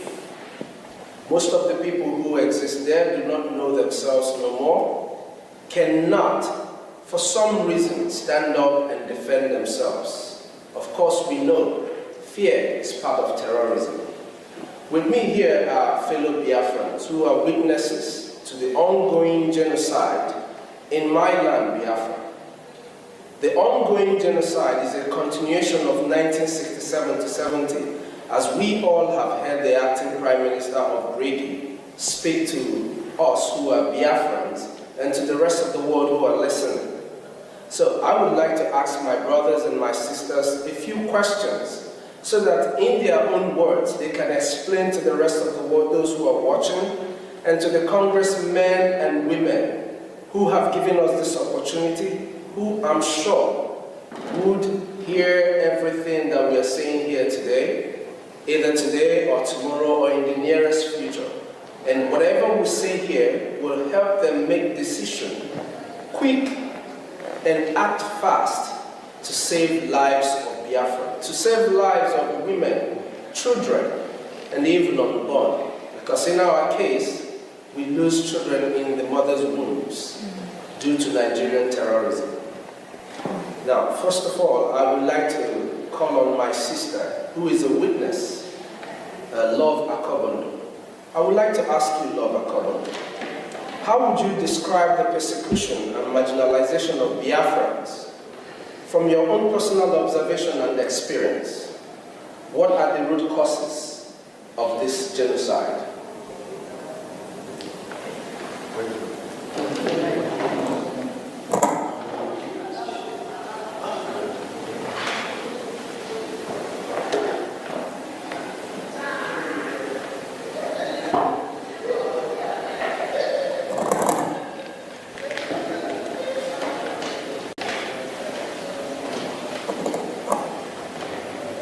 Hello, dear friends. Good afternoon. Thank you for the Brgie government. Thank you, the acting Prime Minister and your staff. And I also thank the Congress, American Congress, for giving us this opportunity. I'm going to say what I received as information from those who witnessed those incidents, because I wasn't there at the time. From there, that will lead into what is happening and still happening, unless we put a stop to it. You see, the marginalization has a long-standing history, stemming from the so-called colonization. From the time those people showed up in the shores of Biafra, the Bight of Biafra, there hasn't been peace. Each time they bring up a situation that is not acceptable to our people, the Biafrans, we object it because we already had democracy before they showed up. We were living in organized society in every ramification before they showed up. So when they showed up and want to alter who we are, change us to benefit them, we said no. Instead of dialoguing with us, they come up with aggression. This has been going on through the Edumegu warriors after the fall of our kingdom. Our people regrouped, defending themselves, defending their land, defending their culture, defending who they are as a people. They were met with killing, because that's the only thing to understand. They don't understand dialogue. From there, it moved to the time of taxation that was totally unacceptable, and our great-grandmothers came up to protest, simple protest. They did not kill anybody, they did not destroy anything, they were just protesting because one of the useless people, it is not today we begin to have a flavors in our society. A man called, and I'm going to call him by name, and I wish his generation will get to hear it so they can be ashamed of their grandfather. Chief Okuk from Oloko was the warrant chief who delivered that message of taxation. And after they have finished taxing our fathers, they came up with our mothers. And our mothers said no. What did they do? They turned out, killed some of them. To glorify their action, they termed it Aba Women Riot, which is a false thing. From there, when they discovered coal in Enugu, again, to their interest, poor working condition, our fathers protested for a better wages, a better working condition. What did they get? Bullets. They massacred the men. That was the coal mining massacre. It did not stop there. Each step of the way is aggression, no discussion. The good thing is, we are not the people you can just walk over. It's not going to happen. It's not yesterday, it's not today, it's not going to be all the tomorrows to come, because we are dear friends, madam. No two ways about to take it or drop it. We're going to fight to the last man standing. Now, it did not stop there. It continues the same marginalization, the same wickedness in all form and shape. Fast forward to the so-called flag independence. What did we get? The 1966 pogrom. I have a sister-in-law who lost her father to 1966 pogrom. Move forward, 1967, the so-called genocidal war, which the world refused to acknowledge. The thing sweeping it under the carpet is going to make a difference. It's going to escalate, and it's escalating. We have no apologies to anybody. Biafra must be free. Okay?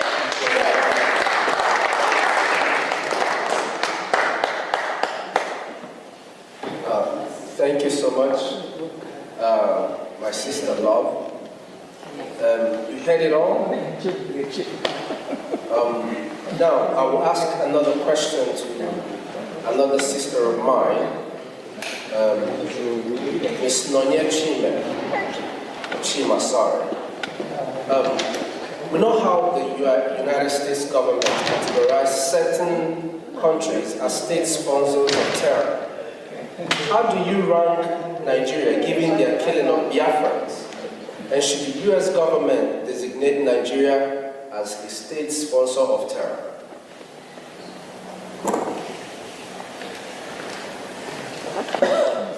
Thank you very much for that question. First of all, I just wanted to thank Honorables Jim Moran and Elias Terasulis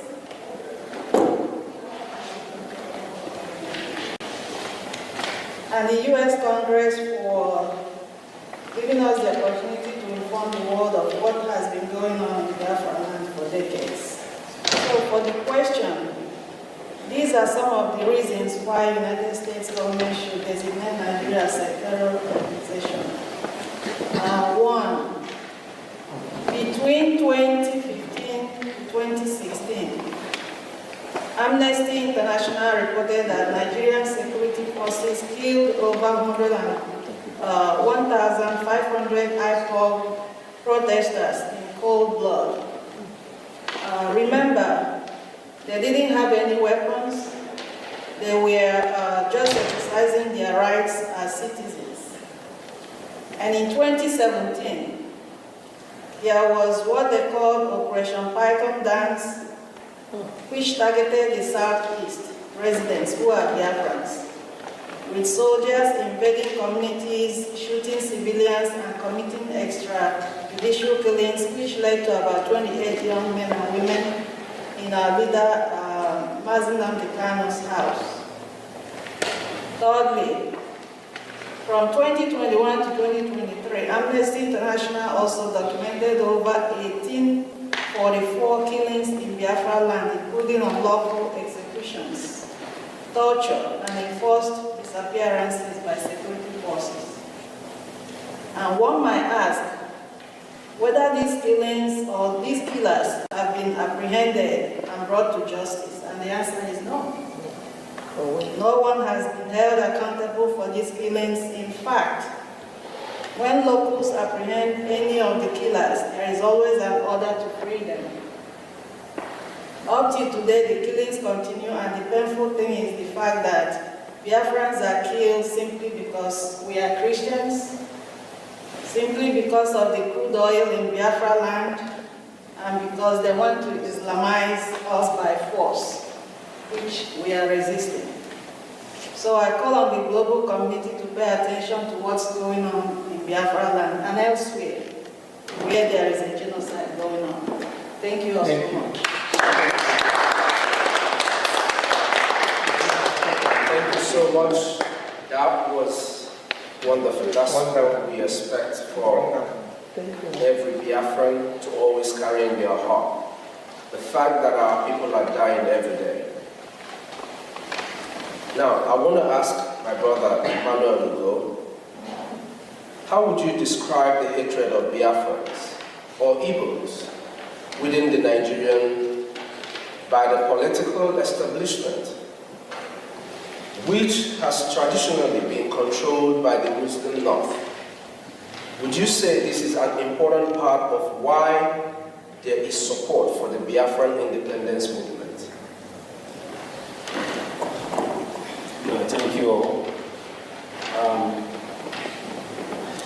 When we talk about Biafran hatred, the hatred of Biafrans in Nigeria by the political establishment, that goes deeper. Some of us came into this world and we live with this hatred, and we keep asking ourselves, why? Why us? What have we done? Hearing after everything we have gone through. The hatred runs deep in the Nigerian establishment, in their blood, both the political establishment and people from other parts of the country. We see this hatred every day. We have this economic jihad that has been going on. Our businesses are being born in Lagos, in the north. We are not allowed to scale when it comes to political positions as in the presidency of the country. And now we are seeking for Biafra. We want to be on our own so that we can be able to live in peace without facing this hatred every day. The Fulani Caliphate are the ones controlling Nigeria. And with this economic jihad, they have continued to display this economic jihad on Biafrans, day in, day out, in every aspect of life. And we are tired of it. And we said this is the reason why over 80 million Biafrans, over 50 million Biafrans voted for the Biafra self-referendum, because they themselves are tired of the hatred. Every one of us can see it, even the young ones. And that is why there is maximum support for Biafra, so that we can have our own independent state and live in accordance with our own values. So that's what I would say about that. Thank you.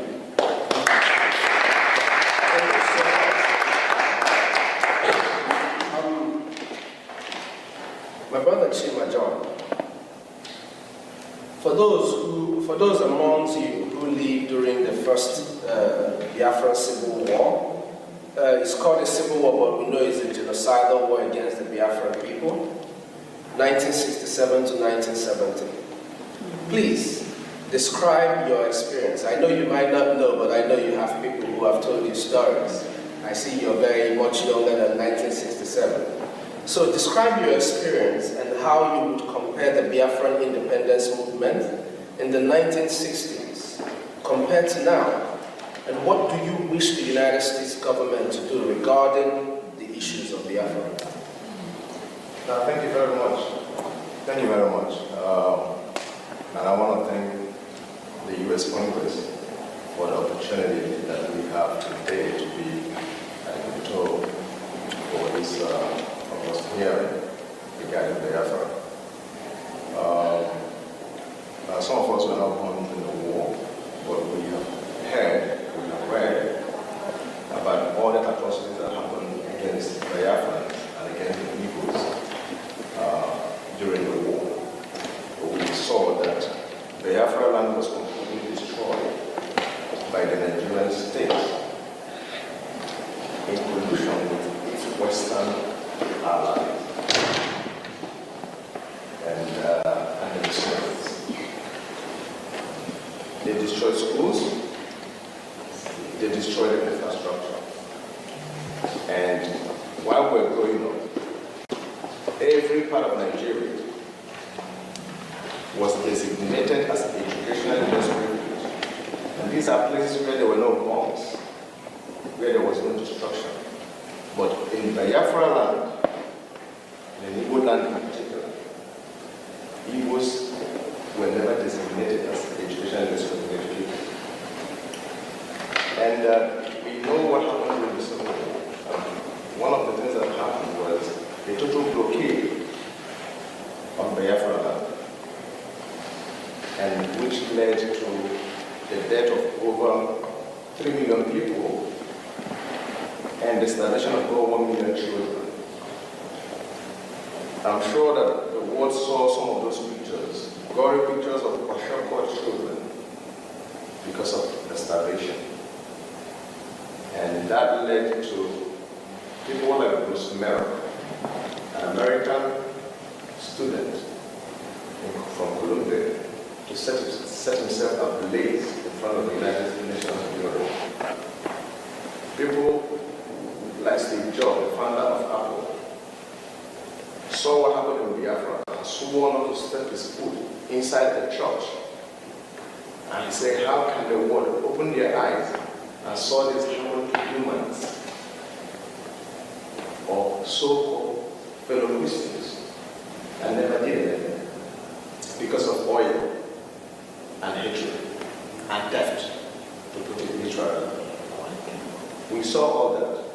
The Nigerian state, as part of the plot to put Biafrans down, and the Igbos in particular, they made sure that after the war, that every Igbo person or Biafran received only 20 pounds to start life in the beginning. And the Igbos and the Biafrans were the richest in that country at that time. It was designed, according to one of Nigeria's recent presidents, it was designed to make Biafrans poor for over 200 years and become subservient to other ethnic groups.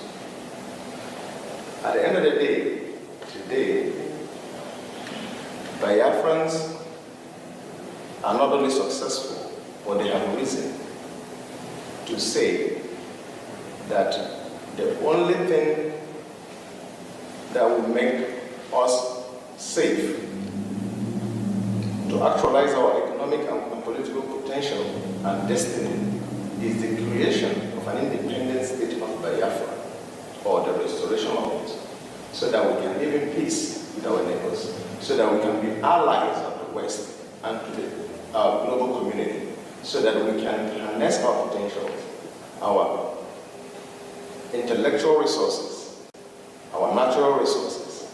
We can harness it to the benefit of not only our own people, but to the world at large. That is what Biafrans seek. And we want the United States, as the leaders of the free world, to stand up and begin to do what is right by the Biafran people. Begin to do what is right. Because that's something that they're looking for. That's something that they take, that Nigeria gives them. Those oil and gas comes from Biafra land. We can negotiate.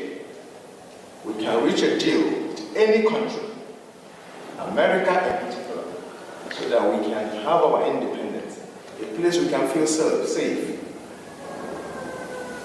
and to live in freedom. Thank you very much.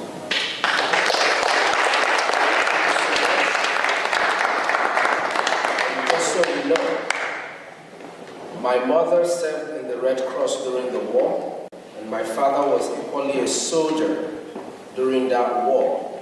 So, just like himself, and like many of us here, I have so many stories of what happened and why we need to be free. It's not just because of the resources, but for our children to be able to see tomorrow. Now, I want to call on my brother, our brother, Mazikelo Israel. Mazikelo Israel, please. As we are in the Capitol Hill building, speaking to the United States Congress and to everyone who cares to listen to the Biafran people, I would like to ask, what would you recommend, or what would be your recommendation to the United States government to hold Nigeria accountable and to assist Biafra? Thank you. Thank you very much, Honorable. First of all, let me thank our great friends, Elias Rasolas, and of course, Honorable Dr. Michael Rubin, who spoke earlier on, and 9Geria, who has been leading this struggle since our leaders have been incarcerated. I'm talking about Simon Ebra and Nnamdi Kanu. And I want to thank the U.S. Congress for allowing us this opportunity to come here. Again, they are demonstrating that they are the leader of the free world, as against other nations where they don't want to talk about this. As our Honorable Michael Rubin has said, here you are free to talk and nobody will arrest you. And so we are here requesting that U.S. government to come and stop the killings that is going on in Nigeria. We are talking about the genocide that happened 1966 to 1970. Right now, that happened mainly in the southeast. Right now, the entire Nigerian state is a killing zone. It rivals what happened during the Civil War. And so we are pleading with U.S. Congress to come to us quickly, not to delay, by doing these following things: to officially recognize Biafra genocide of 1966 to 1970, which has continued up to today. As our Honorable Minister said, Michael Rubin said, because those who committed the genocide have not been charged Instead, they seem to have been congratulated by lifting them to be the presidents of that place. This has empowered them to continue with the genocide. So we are pleading with the U.S. government to live up to their moral standards as the free world leader, to come immediately to this aid of Biafrans. We are also pleading with the U.S. government to condemn immediately, because that will save life, condemn immediately the abuses that is going on there, which is quite obvious. It's not hidden. You have terrorists that are being recognized, giving a peace deal, while those that are speaking the truth to save the country from the killings that is going on are being incarcerated, like Mazuna Nekano and Simon Eber. Just yesterday, they agreed on a plea deal with terrorists, a peace deal, and they are walking free. We are asking the U.S. government to invoke the Global Magnitsky Act, identify all those criminals. The Canadian government have declared the political organizations in Nigeria as terrorist organizations. We're asking the U.S. government to go further, identify the individuals themselves, and invoke them and put heavy sanctions on them. That is what we are asking. To further what the Canadian government has already done. We are asking the U.S. government to demand, with immediate effect, to the release of Nnamdi Kanu, a man that has been even acquitted in some of the courts in that Federal Republic of Nigeria. Several courts have discharged him and acquitted him, and in fact requested that the government compensate him. Outside UN have already also requested that he be released immediately. Kenyan government has come out openly to say that he was extraordinarily rendition. He was kidnapped from Kenya. That he should be released, and on no basis should he be tried for anything because of the illegality that they practice on him and abuses. Yet, Nnamdi Kanu is still in prison. Even recently, he asked for him to be allowed to visit the hospital, to go for a hospital treatment, and they rejected it. They rejected that he would not go to the hospital. So we're asking the U.S. Congress to act immediately. We need urgent help.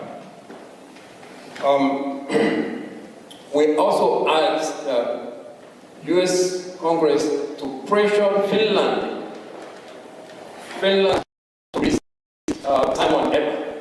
He was doing honor, and he was worried seeing the decimation of his people. Okay?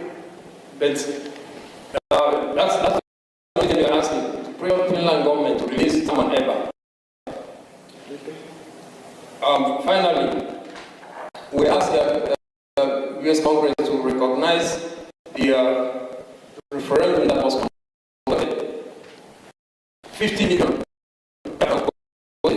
If that is not acceptable, then to help us organize a UN acceptable referendum for Biafrans, and to show that demonstrate that Biafrans are really in need to be freed. And the freedom we're asking for Biafrans is not only for Biafrans, because it will also free the ordinary people of that country called Nigeria from all the killings that are going on, which is only going to escalate as their 2027 elections continues. These are what we are requesting. Thank you very much.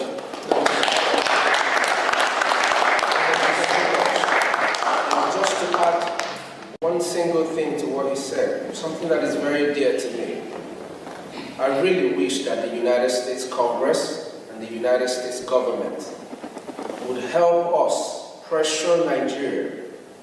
I would like for the genocide that took the life of over 5 million of my people to be recognized. If today we speak about the Holocaust, there is no reason why we shouldn't speak about the death of over 5 million Biafrans. Thank you very much.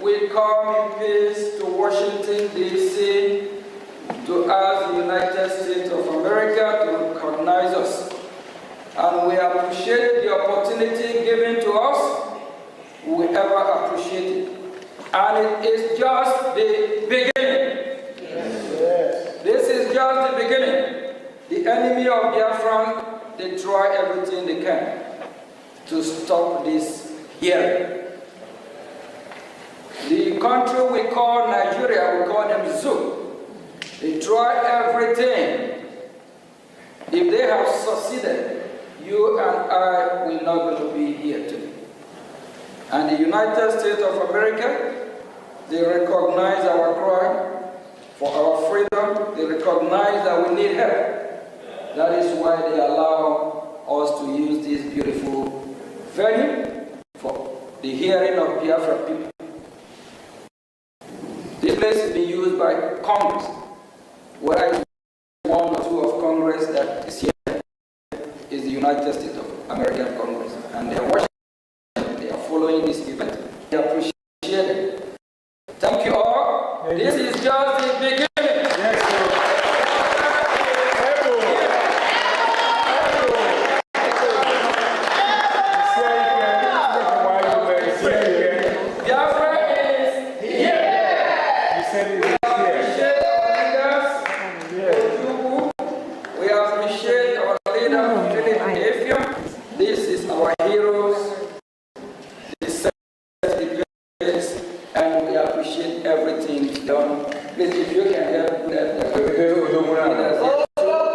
Yes,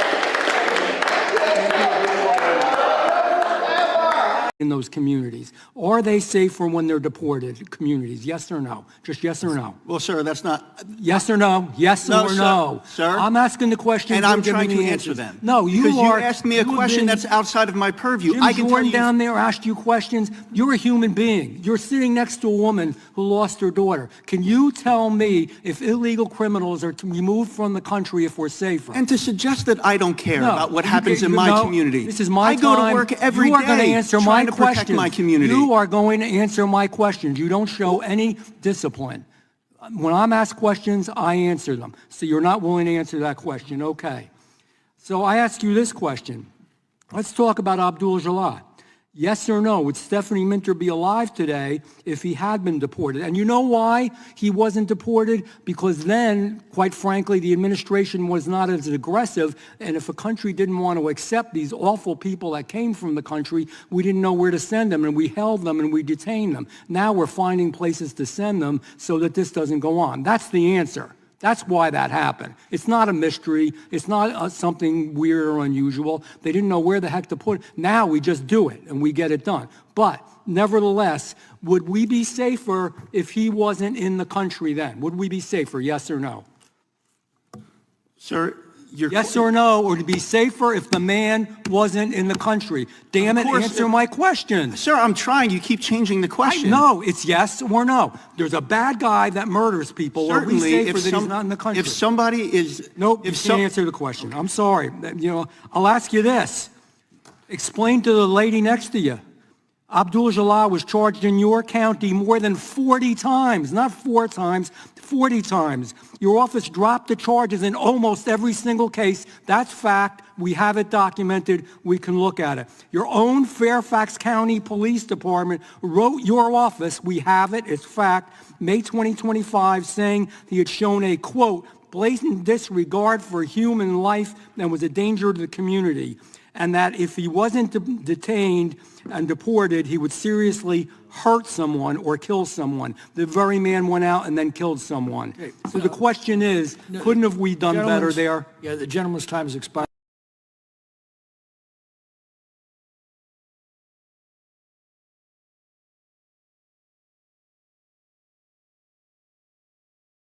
But then when you hear about an Islamic genocide of Christians in Nigeria, I don't know, I think any person with a beating heart and a well-formed conscience says, well, hold on, we have to do something here. We can't just totally look away from this. So how should we be thinking of America's role in these conflicts? Look, Michael, we're a Christian nation. We are 100%, we are a Christian nation. And I think we have an obligation to do something here. These are our brothers and sisters in Christ that are suffering for the profession of their faith in our Lord and Savior, Jesus Christ. We have to do something on this. And look, the president has designated them a country of particular concern, which opens up a bunch of levers in terms of sanctions and visa restrictions and all these things we can do. He did send the terrorists a Christmas gift last year, 12 Tomahawk cruise missiles. And I do believe that we are going to start to continue to engage in a more forceful manner on this if the Nigerians can't figure this out. America was founded on the basic concept of individual freedom and self-governance under the rule of law, of a just and moral law. As John Adams succinctly put it, our Constitution was made only for a moral and religious people. It is wholly inadequate to the government of any other. And to my colleagues who may conflate critiquing Islam and Sharia as undermining the First Amendment rights of Muslims, I remind them of the following. People do not have protection from imposing a foreign legal system or code that overrides or replaces U.S. civil or criminal law, nor the Constitution. Mr. Descano, simple question. Are American communities safer when illegal immigrants who commit crimes are deported or when they remain in those communities? Are they safer when they're deported communities? Yes or no? Just yes or no? Well, sir, that's not... Yes or no? Yes or no? Sir? I'm asking the question. And I'm trying to answer them. No, because you asked me a question that's outside of my purview. Jim Jordan down there asked you questions. You're a human being. You're sitting next to a woman who lost her daughter. Can you tell me if illegal criminals are to be removed from the country if we're safer? And to suggest that I don't care about what happens in my community. This is my time. I go to work every day trying to protect my community. You are going to answer my questions. You don't show any discipline. When I'm asked questions, I answer them. So you're not willing to answer that question. Okay. So I ask you this question. Let's talk about Abdul Jalal. Yes or no, would Stephanie Minter be alive today if he had been deported? And you know why he wasn't deported? Because then, quite frankly, the administration was not as aggressive, and if a country didn't want to accept these awful people that came from the country, we didn't know where to send them, and we held them and we detained them. Now we're finding places to send them so that this doesn't go on. That's the answer. That's why that happened. It's not a mystery. It's not something weird or unusual. They didn't know where the heck to put it. Now we just do it and we get it done. But nevertheless, would we be safer if he wasn't in the country then? Would we be safer, yes or no? Sir, yes or no, or to be safer if the man wasn't in the country? Damn it, answer my question. Sir, I'm trying. You keep changing the question. No, it's yes or no. There's a bad guy that murders people. Certainly, are we safer that he's not in the country? If somebody is... Nope, you can't answer the question. I'm sorry. I'll ask you this. Explain to the lady next to you. Abdul Jalal was charged in your county more than 40 times, not 4 times, 40 times. Your office dropped the charges in almost every single case. That's fact. We have it documented. We can look at it. Your own Fairfax County Police Department wrote your office, we have it, it's fact, May 2025, saying he had shown a, quote, blatant disregard for human life and was a danger to the community, and that if he wasn't detained and deported, he would seriously hurt someone or kill someone. The very man went out and then killed someone. Okay. So the question is, couldn't have we done better there? Yeah, the gentleman's time has expired. Do you know, too many times we've had a lot of Christian speakers here. We're a Christian nation. Why do we keep seeing demonstrations for Palestine in our nation? There's one today. When Christians are being butchered and massacred across every Middle Eastern nation, one nation more than ever, there's a genocide happening right now. It's been happening for years in Nigeria. We will not remain silent while our Christian brothers and sisters are being raped and pillaged in any country in the world. So that's why now the BBC, the media, the Church of England and the bloody Pope, why are you not speaking up for the Christians of Nigeria?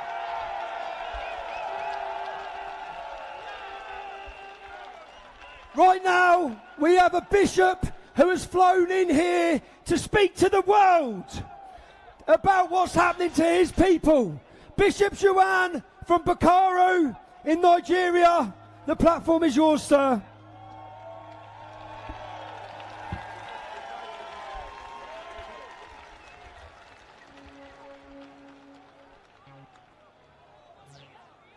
Praise the Lord.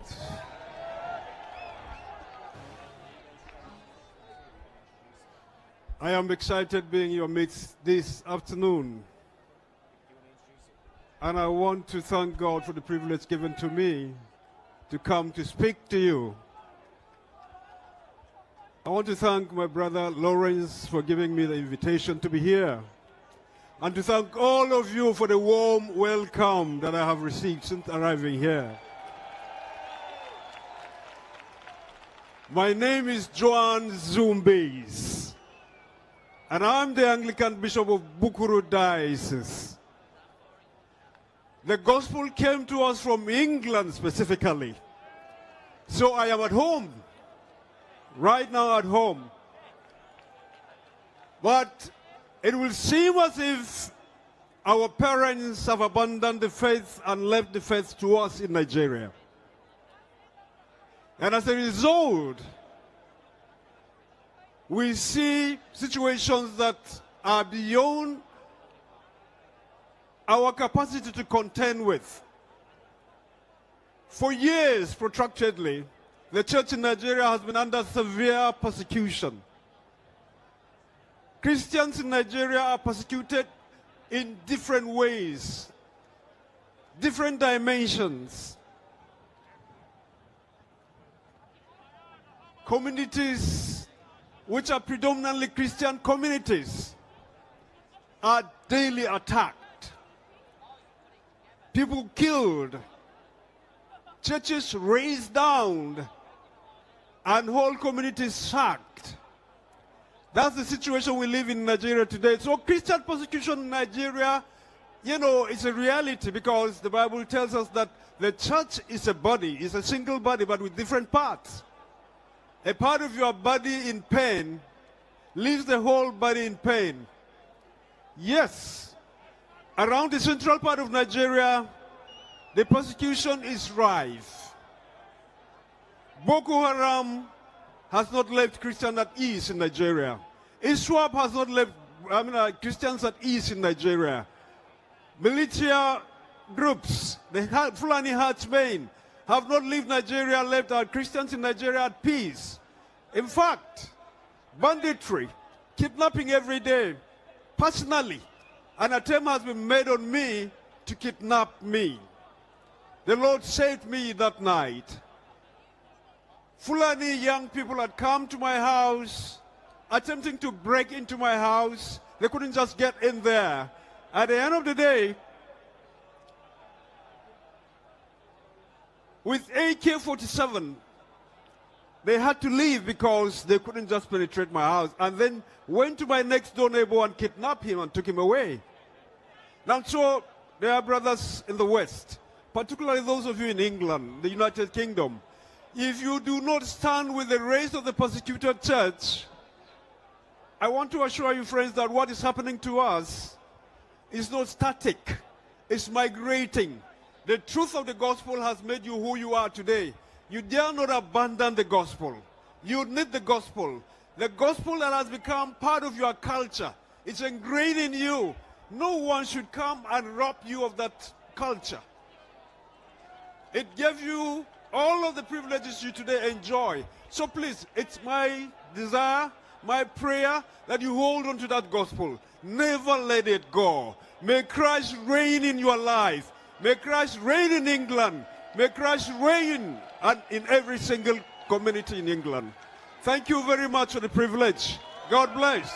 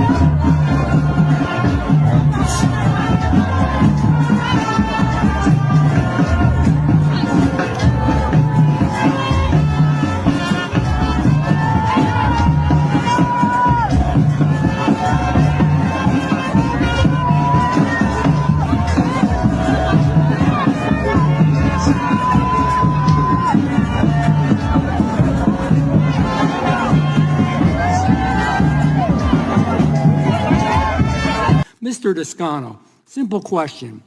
Are American communities safer when illegal immigrants who commit crimes are deported or when they remain in those communities? Are they safer when they're deported communities? Yes or no? Just yes or no? Well, sir, that's not... Yes or no? Yes no, or no? Sir. I'm asking the question. And I'm trying to answer them. No, you because are... you asked me a question that's outside of my purview. Jim I can Jordan tell you... down there asked you questions. You're a human being. You're sitting next to a woman who lost her daughter. Can you tell me if illegal criminals are removed from the country if we're safer? And to suggest that I don't care about what happens in my community. This is my I go to work every day. You are going to answer my to protect my community. You are going to answer my questions. You don't show any discipline. When I'm asked questions, I answer them. So you're not willing to answer that question. Okay. So I ask you this question. Let's talk about Abdul Jalal. Yes or no, would Stephanie Minter be alive today if he had been deported? And you know why he wasn't deported? Because then, quite frankly, the administration was not as aggressive, and if a country didn't want to accept these awful people that came from the country, we didn't know where to send them, and we held them and we detained them. Now we're finding places to send them so that this doesn't go on. That's the answer. That's why that happened. It's not a mystery. It's not something weird or unusual. They didn't know where the heck to put it. Now we just do it and we get it done. But nevertheless, would we be safer if he wasn't in the country then? Would we be safer, yes or no? Sir, yes or no, or to be safer if the man wasn't in the country? Damn it, answer my question. Sir, I'm trying. You keep changing the question. No, it's yes or no. There's a bad guy that murders people. Certainly, are we safer that he's not in the country? If somebody is... Nope, you can't answer the question. I'm sorry. I'll ask you this. Explain to the lady next to you. Abdul-Jalal was charged in your county more than 40 times, not 4 times, 40 times. Your office dropped the charges in almost every single case. That's fact. We have it documented. We can look at it. Your own Fairfax County Police Department wrote your office, we have it, it's fact, May 2025, saying he had shown a, quote, blatant disregard for human life and was a danger to the community, and that if he wasn't detained and deported, he would seriously hurt someone or kill someone. The very man went out and then killed someone. Okay, so the question is, couldn't have we done better there? Yeah, the gentleman's time has expired.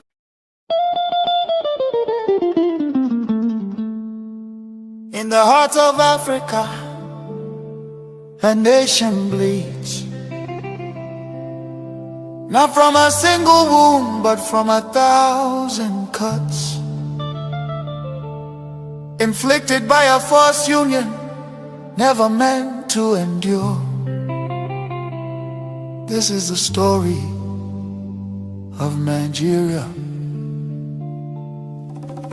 A giant built on false foundations, now straining beneath the weight of its own contradictions. And at the center of that storm stands the unbroken spirit of Biafra, crying out for freedom from a nightmare that has consumed millions.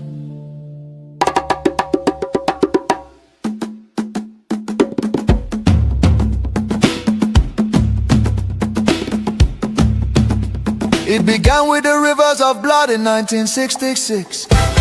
Thousands of Biafran men, women and children, professionals, traders, students and families who had built lives across the Federation, became targets in the northern city, fueled by ethnic hatred and religious hostility. Mobs descended upon innocent civilians. They were slaughtered in their homes, in crowded markets, and aboard trains carrying desperate families back to the east. Streets were littered with bodies, rivers choked with corpses. Survivors returned to the east carrying trauma, grief, and the painful realization that they were no longer wanted in the Nigerian Union. Biafra, Biafra, voice of truth and freedom. Biafra, Biafra, the rising sun will rise again. Then came May 30th, 1967, a desperate act of survival. What followed were 30 months of unimaginable devastation. The Nigerian military, armed and backed by foreign powers, including Britain, Russia and Egypt, surrounded the young republic. A total blockade was imposed. No food, no medicine, no escape. Starvation became a weapon of war. 5 million, mostly civilians, many of them children, perished during what was not just a conflict but genocide against Biafra. Bombs fell on markets, hospitals and villages. Communities were razed. The world watched in silence while famine hollowed the faces of innocent children. Some nations spoke out, but many turned away. The war officially ended in paper in 1917 under the declaration, no victor, no vanquished. Yet for Biafrans, the suffering did not end. Their properties were confiscated, careers destroyed. Biafrans were given only 20 pounds regardless of how much they had. Entire families struggled to rebuild shattered lives. The promise of reintegration faded into disappointment. Marginalization deepened in Nigerian government appointments. Infrastructure and control of resources from Biafran land. Oil flowing from the Biafra land enriched the center, while much of the east remained neglected. Roads deteriorated, industries collapsed. Biafra, Biafra, voice of truth and freedom. The rising sun will rise again. The nightmare did not disappear, rather it evolved. Across Nigeria today, violence and insecurity continue to devastate communities. Armed attacks by Fulani herdsmen terrorists have left villages destroyed, farmers killed, women violated, children orphaned and churches burned. Boko Haram and its offshoots have unleashed terror across multiple regions in the southeast. Demands for Biafra and self-determination are often met with military crackdowns, arrests and bloodshed. Protesters have been killed, fear and tension continue to rise.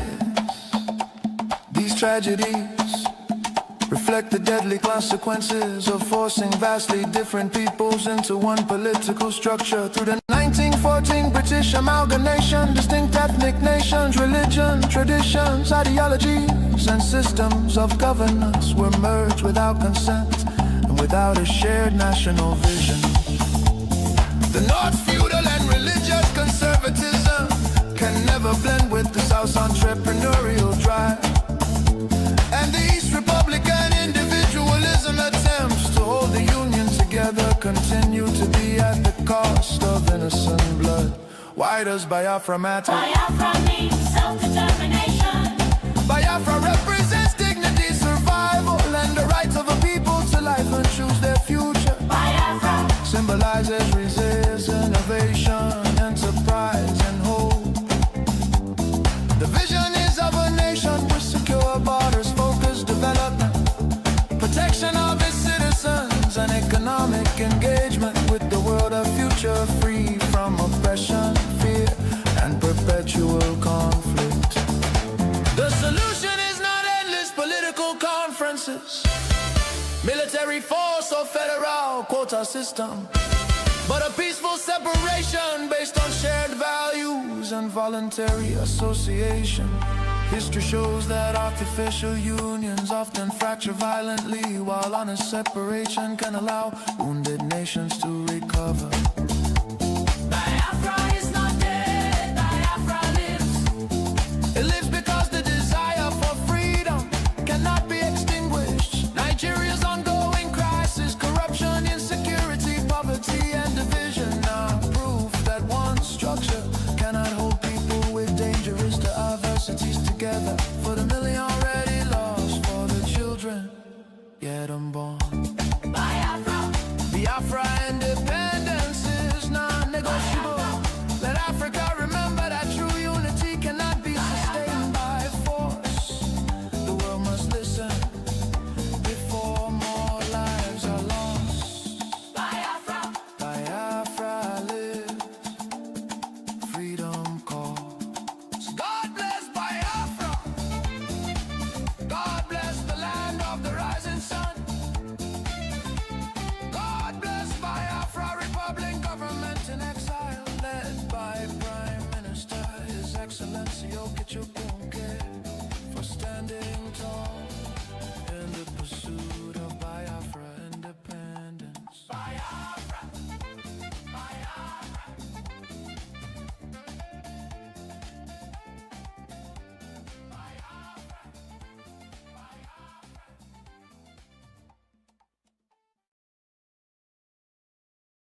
Are we live?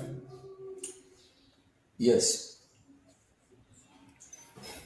Greetings to everyone, and you're welcome to Politics Insight on Voice of Biafra Television once again. And with us in the studio today, we have Michael Rubin. And I will leave the stage to the Prime Minister and Michael Rubin to do the finishing. Dr. Michael Rubin, Thank you very much, Minister of Information. It is a great honor to be here today with Dr. Michael Rubin, one of the most respected think tank official and foreign policy leader in Washington, D.C., and a great friend of Biafra and Biafra Republic government in exile. He is more his impressive biography. Here is more of his impressive biography. Michael Rubin is a senior fellow at the American Enterprise Institute, where he specialized in Iran, Turkey, and the broader Middle East. A former Pentagon official, Dr. Rubin has lived in post-revolution Iran, Yemen, and both pre- and post-war Iraq.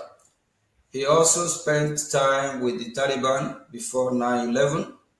For more than a decade, he taught classes at sea about the Horn of Africa and Middle East conflict, culture and terrorism.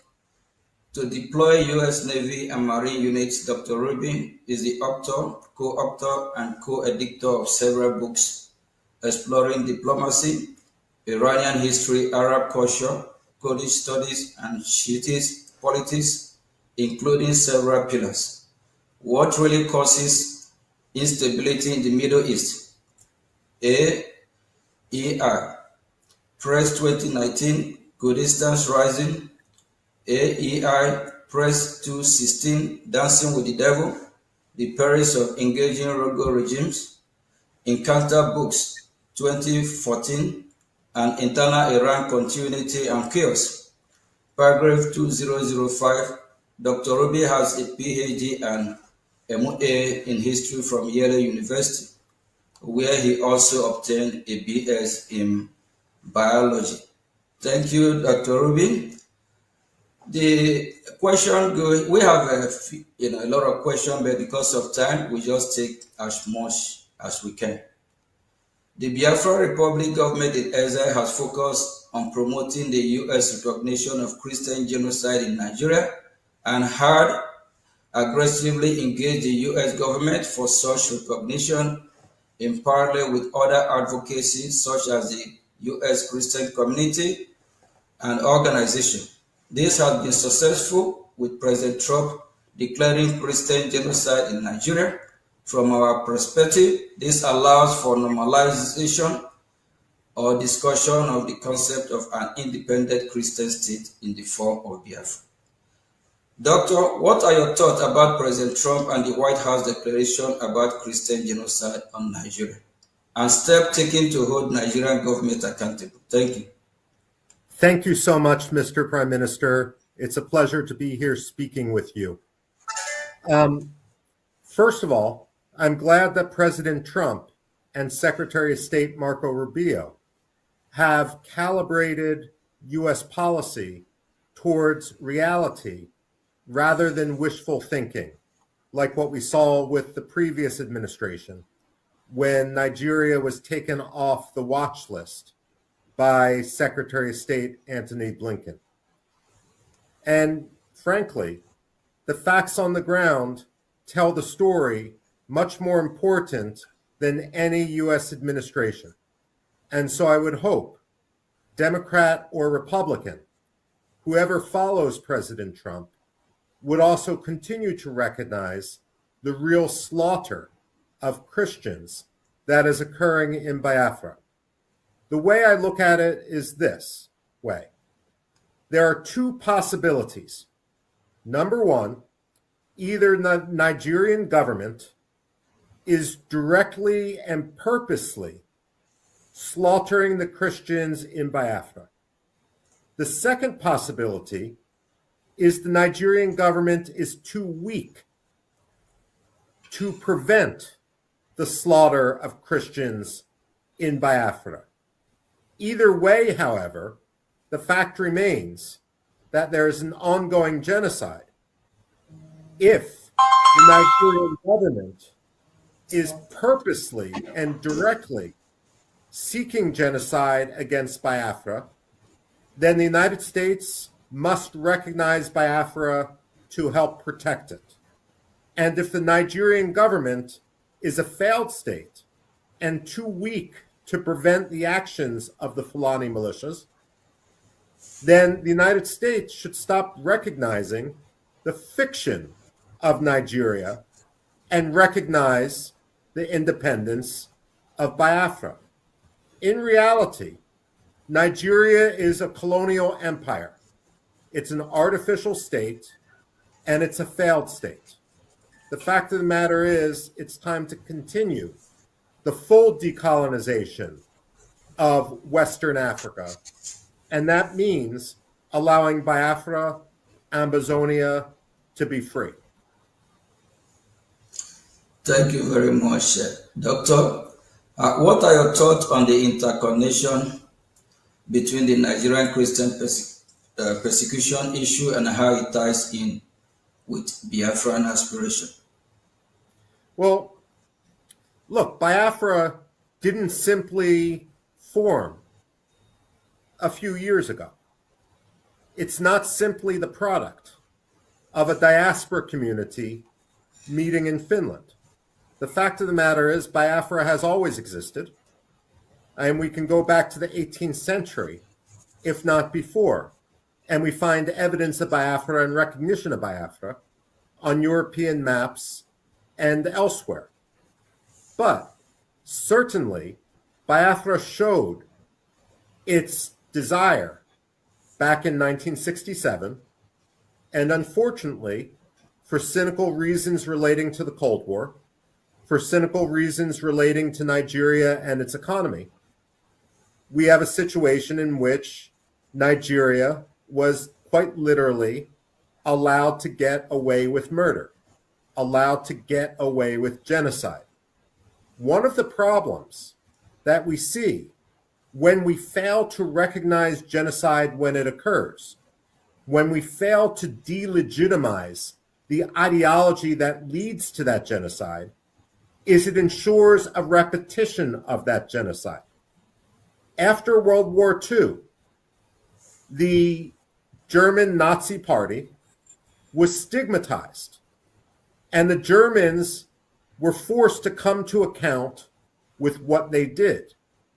The problem we have in Nigeria is that too many countries have given Nigeria an excuse not to recognize its own responsibility for the first genocide in Biafra.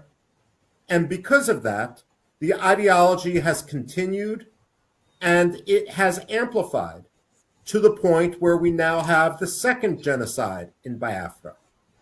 The moral compromise of people like the president of Finland is shameful. The moral compromise of Anthony Blinken when he was Secretary of State was shameful, especially because he used his own father-in-law's experience in the Holocaust as part of his claim to moral standing when he became Secretary of State. The fact of the matter is, there will not be peace in Nigeria until Biafra is free. And it is unfair for everyone in Biafra to have to suffer through a second Nigerian genocide, a second Biafra genocide at the hands of the Nigerian government, simply because diplomats want to be polite and want to make their oil deals and their other trade deals. The Christians of Nigeria should not be sacrificed so that some Europeans can make a quick contract. Thank you very much, Doctor. I'm so encouraged with your words, your expertise, and your knowledge. I hope people are listening and learning from the expert and for who care for humanity. Thank you. The Biafra Republic government in exile, Brgie, heavily invests in time and energy and in high-level engagement in Washington, D.C. While the new Biafra movement has existed since the late 90s, a professional engagement campaign led by Brgie in Washington, D.C. is a very recent phenomenon, being less than 2 years old. Due to this change in strategy, in some ways, we have more success in the past 2 years than the previous 20. We have two questions relating to this. Can you explain to the Biafran people why educating U.S. officials on the Biafra issue is critical? Well, first of all, what you say is absolutely true. I personally, of course, am not Biafran, and so I'm not going to comment on internal Biafran politics. What I would say, however, is that whatever one's political belief as a Biafran, the most important thing is education of people outside Biafra, of people outside Nigeria, to understand the Biafran cause. And there's absolutely no doubt that great progress has been made over the last 2 or 3 years on the issue. Now, there's been two issues or two dynamics that have allowed to this success. The first is the lobbying campaign that the Biafran community in exile has undertaken in Washington. You have made people aware. You don't need to spin. You don't need to create facts. All you need to do is educate. Because unfortunately, the Nigerian government is creating the facts with its own perpetuation of genocide in Biafra. Frankly, however, the Biafran community has also become lucky in Washington simply because of the sheer incompetence of the Nigerian embassy. The fact of the matter is, there is not an embassy more lazy in Washington, D.C. than the Nigerian embassy.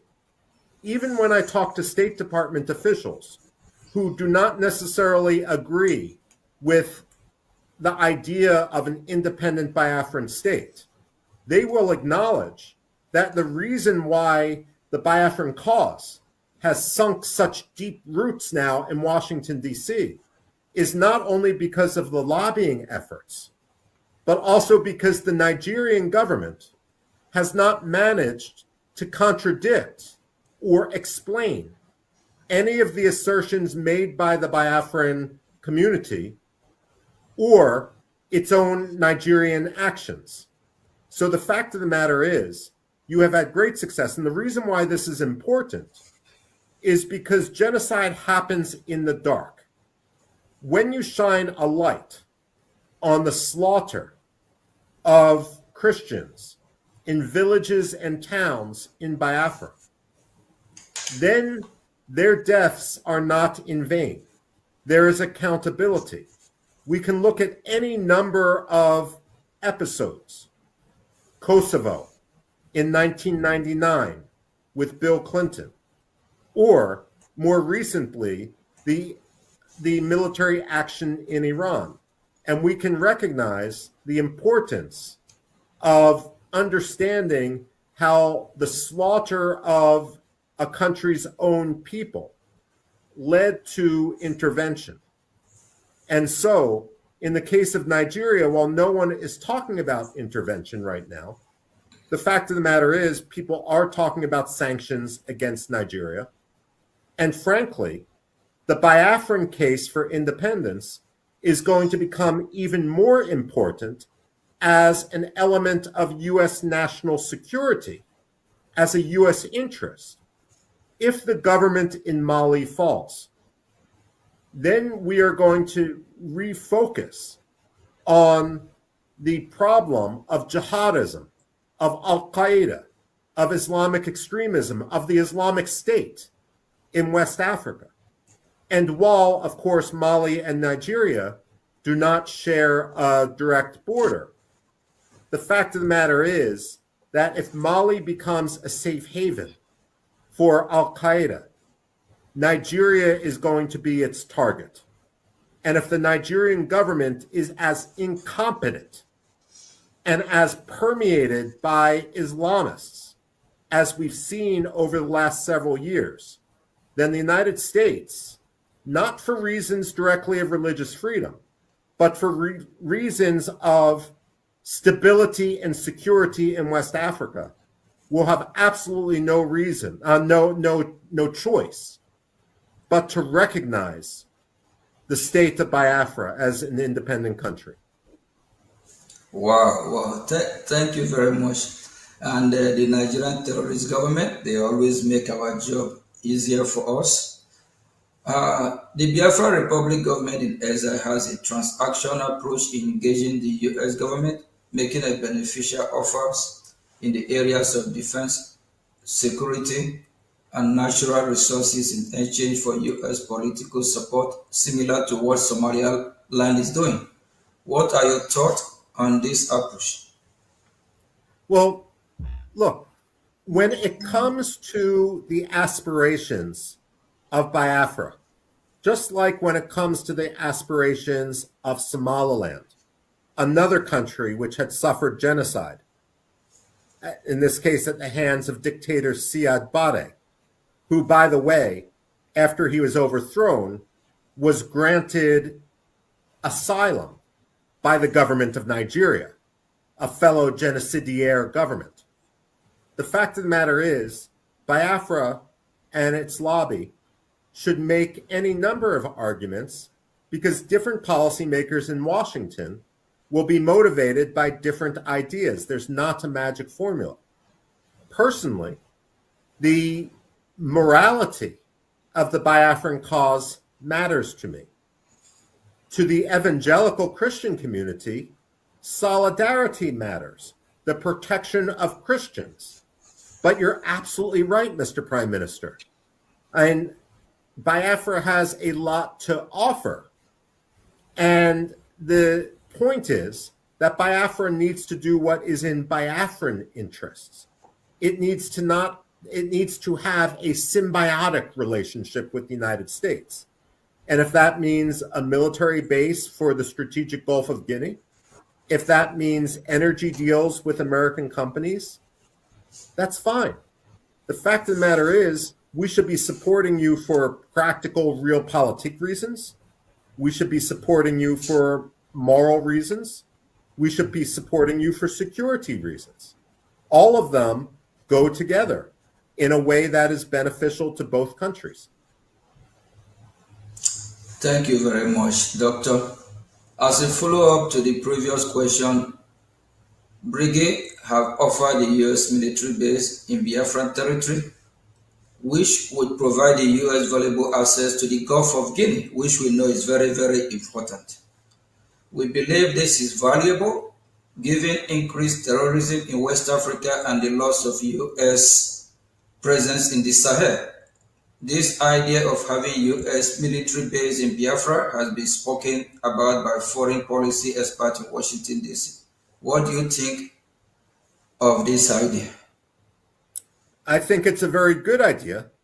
Realistically, the United States isn't going to establish a military base before much more formal recognition of Biafran autonomy, if not independence. That said, I would add to your litany of reasons why this is important that the Gulf of Guinea is now the international hub of piracy. And therefore, it becomes extremely important to the security, to the freedom of navigation, to the energy flow. Now, technically speaking, when it comes to maritime law, piracy is an act that occurs 12 miles outside of a country's borders, once it's outside on the high seas, outside of its territorial waters. What Nigeria has done is categorize many of the acts of piracy as occurring inside its territorial waters in order to depress the statistics. But the fact of the matter is, Nigeria, number one, is dishonest with regard to its security.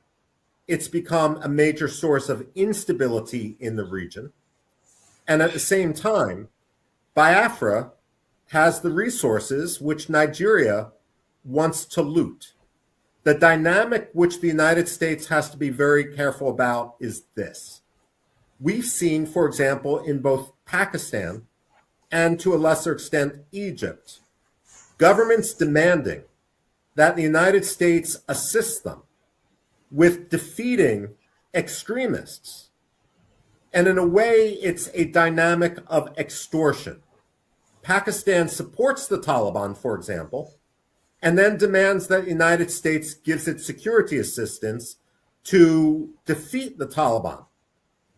But it's never going to defeat the Taliban because it wants the billions of dollars in American security assistance. What the Nigerian government wants to do is similar. It wants to, on one hand, promote and catalyze the Fulani militias and other Islamist extremists. in the Middle Belt, in the North, and in Biafra.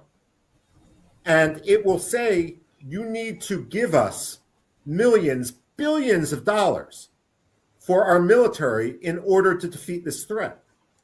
But it's like the arsonists saying, you need to give us millions of dollars, billions of dollars to put out a wildfire without admitting that they themselves started it.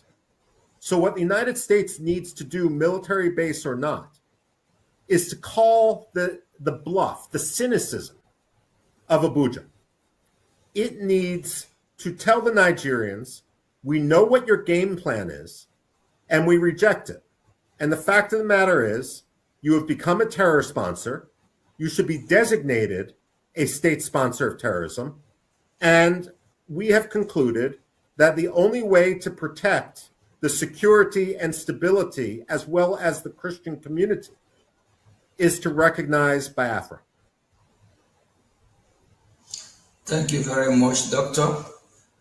For years, the Nigerian government has used terrorism in the country as an excuse to ask for arms sale to Nigeria. Instead of using the weapon to fight Boko Haram, either the Nigerian government will use the weapon to engage in military action against the Biafrans, or provide those weapons to so-called reintegrated terrorists.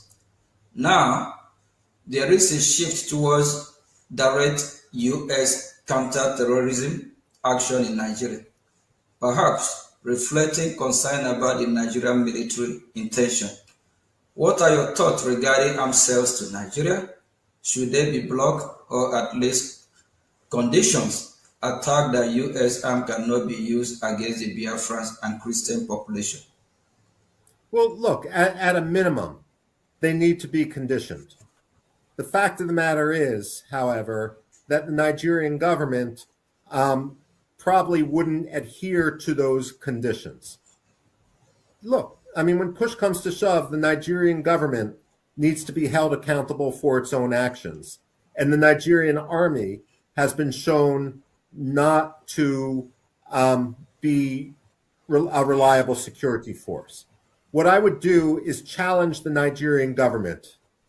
I would demand that any weapon sales be preconditioned on the arrest, the trial, and the conviction of any Nigerian officer, any Nigerian soldier who has participated in human rights violations against the people of Biafra. And if the Nigerian government isn't serious enough about rooting out the corruption and the terrorism within its own armed forces, then Mr. Prime Minister, under no circumstances should they get a single weapon or salary assistance to their military, because it's clear that they're insincere and they're playing a double game. Thank you very much, Doctor. Can the Biafra military force, the Biafra Defense Force, Biafra Liberation Army be an alternative for U.S. in the area to the Nigerian military, similar to how the Kurds have been helpful to the U.S. in the Middle East? Should the U.S. military train and professionalize the Biafran force into a professional counter-terrorism force? We have proposed this to U.S. government for consideration. I would say that that is a good aspiration for the future.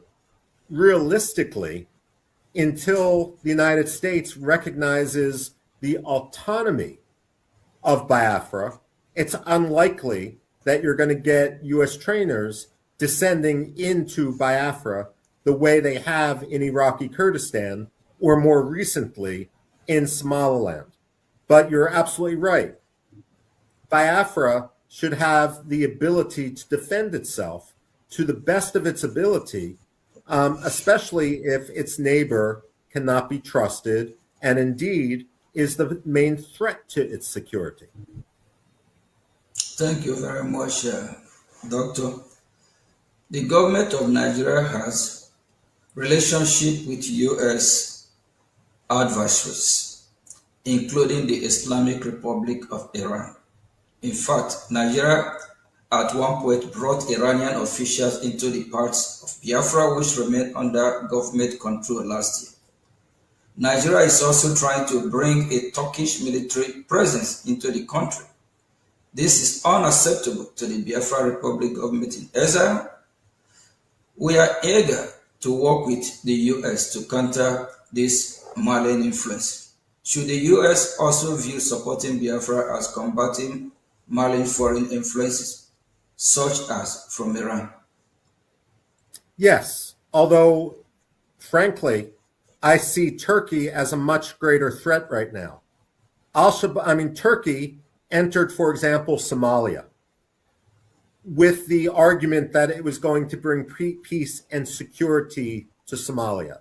But what Turkey did was empower al-Shabaab to the point where you cannot even go from the Turkish-controlled green zone at Mogadishu's international airport to the Villa Somalia, just a couple kilometers away, because al-Shabaab controls the territory in between. If Turkish forces, if Turkish advisors enter Nigeria, they are not going to bring peace and security. They are going to empower Boko Haram.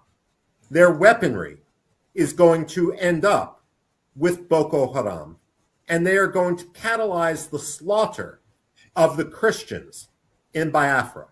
If Turkey cannot even acknowledge the Armenian genocide, how can you trust them with the lives of the Christians in Biafra? Thank you very much, Doctor. And I believe that every finger is pointed to Nigerian government or as a regime, as Iranian regime. So Nigeria is Iranian part 2. So they share the same ideology. So or supporting the Nigerian military is actually supporting terrorism against the Biafran Christians and even the Nigerian Christians. Thank you very much. In addition to the United States, which sovereign state do you think Biafra should cultivate relationship with? For example, Biafra has a historical relationship with Israel, and Israel is currently a natural ally for us.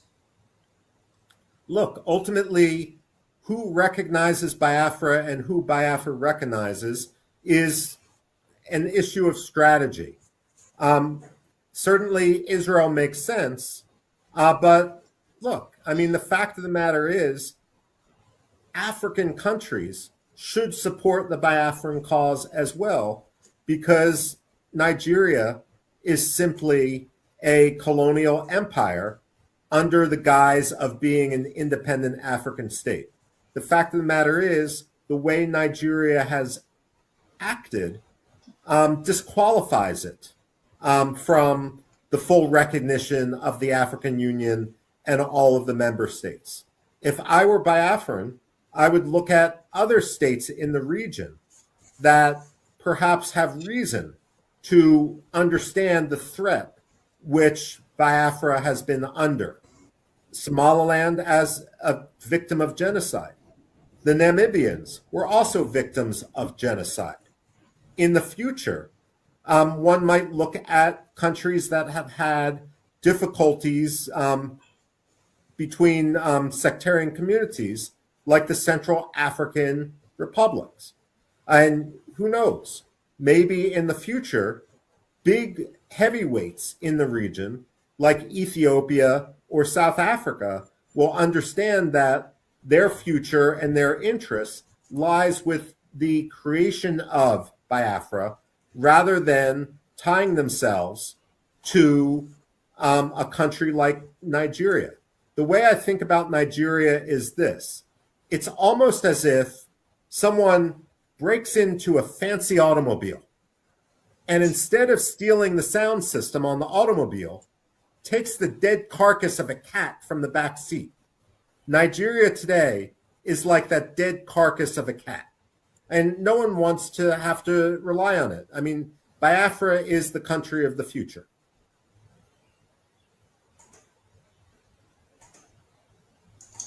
Thank you very much, Doctor.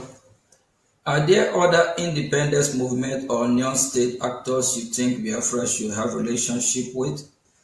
We have contact with the Ambazonia. Somaliland is being pointed out as a successful example. Well, I mean, certainly Somaliland is successful. And the reason Somaliland is successful is, like Biafra, it has a clear history and clear borders. And it also has a national unity that is born from the trauma of the initial genocide. And Ambazonia makes sense as well, simply because, look, Ambazonia should be independent. Cameroon had its opportunity, and it failed in its compact, much like Mogadishu, Somalia, failed to uphold its contract. And when you fail to uphold your contract, the contract is violated, and then you can go in the other direction. So when it comes to Ambazonia, I mean, absolutely, they have every right to be independent, and frankly, their national history is going to be tied to Biafra's and vice versa, and it makes sense if both countries support each other as they struggle for independence. I mean, it's the English expression, the whole is greater than the sum of the parts. Thank you very much, Doctor. And I know your time is limited. I wish we can have you all day here because your words, is whoever don't learn from what you're saying and especially your experience on this very particular field, you're actually saying everything with facts. And that's exactly what is happening because in the world we live today, people are shy away from speaking the truth, saying the way it is. Thank you, Doctor. Biafrans and people around the world are closely monitoring the war in Iran. You have written extensively about the Iranian democratic opposition, including Reza Pahlavi. What lesson do you think the Biafrans can learn from the successes and missteps of the Iranian opposition, both of which you have wrote about? Okay. I've criticized Reza Pahlavi, a man who I've known for almost 30 years, because, number one, the disorganization of his office. If you cannot organize your own office, how do you expect to organize a country? That's point number one. Point number two is I believe that Reza Pahlavi, or at least many of his aides, became a little bit too comfortable in exile. I've compared them to the White Russians from the time of the Bolshevik Revolution, where many of the exiles would talk about revolution, talk about returning, but really they wanted to attend the cocktail parties and the social scene in European capitals. I don't see the same mistake occurring with the Biafrans. I see the Biafrans as much more willing to sacrifice for their own country. And we see that because so many Biafrans are fighting. I mean, not just with words, not just with television cameras, but also literally fighting for their own survival right now. And so ultimately, I see a cohesiveness within the Biafran diaspora. The only warning I would have, again, is the only message which the American audience should hear, which the European audience should hear, is about the justness of the Biafran cause. If there are disputes politically within the Biafran diaspora, those should be handled internally. And ultimately, those will be decided when there is a referendum or elections in an independent Biafra. But it's not the job of any Biafran official to complain about any other Biafran official. And one of the reasons that I believe that the Biafran movement has been successful so far, again, is because the Biafrans have been keeping their focus, at least to the American audience, on the broader principles. Too many people among Reza Pahlavi in Iran have started attacking other opposition figures without understanding that the only adversary which they should be targeting is the Islamic Republic of Iran and its murderous regime. And so in this, I commend the wisdom of the Biafran diaspora for recognizing that the principle has to come above the politics. Thank you very much, Doctor. I know we have thrown a lot of questions on you. In conclusion, do you have a final message to Biafran people? And Biafran people love you so much.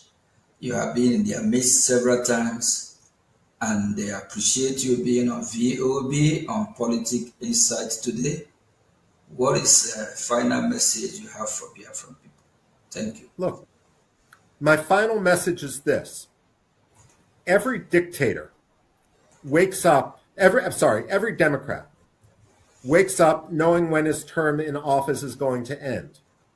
Every dictator wakes up knowing that today will be his last. Over the years, I've had the ability to interview people. Lech Walesa in Poland, for example. People in Iraq after the fall of Saddam Hussein, and others. And what they say is, we fought and we fought and we fought. And sometimes it seemed hopeless. But then when the change happened, it happened much faster than anyone expected it would. And I suspect the same thing is going to happen with regard to Nigeria and the collapse of Nigeria. It may seem far off, and diplomats, American diplomats, European diplomats, may seem to almost with tunnel vision just support the status quo. But as Nigeria collapses, it will be amazing how quickly things change. And so it behooves the Biafran community not only to advocate for their cause, but to plan for the day after. So when the Republic of Biafra is internationally recognized, it can start its operation right away. Its ministries, its economic philosophy, its legal code will all be prepared so that Biafra and the Republic of Biafra will be successful. And in that, I have no doubt that you will. The human capital, the intelligence, the lived experience of the Biafrans put them in a category much closer to Somaliland than to a country like South Sudan, which failed almost as soon as it began.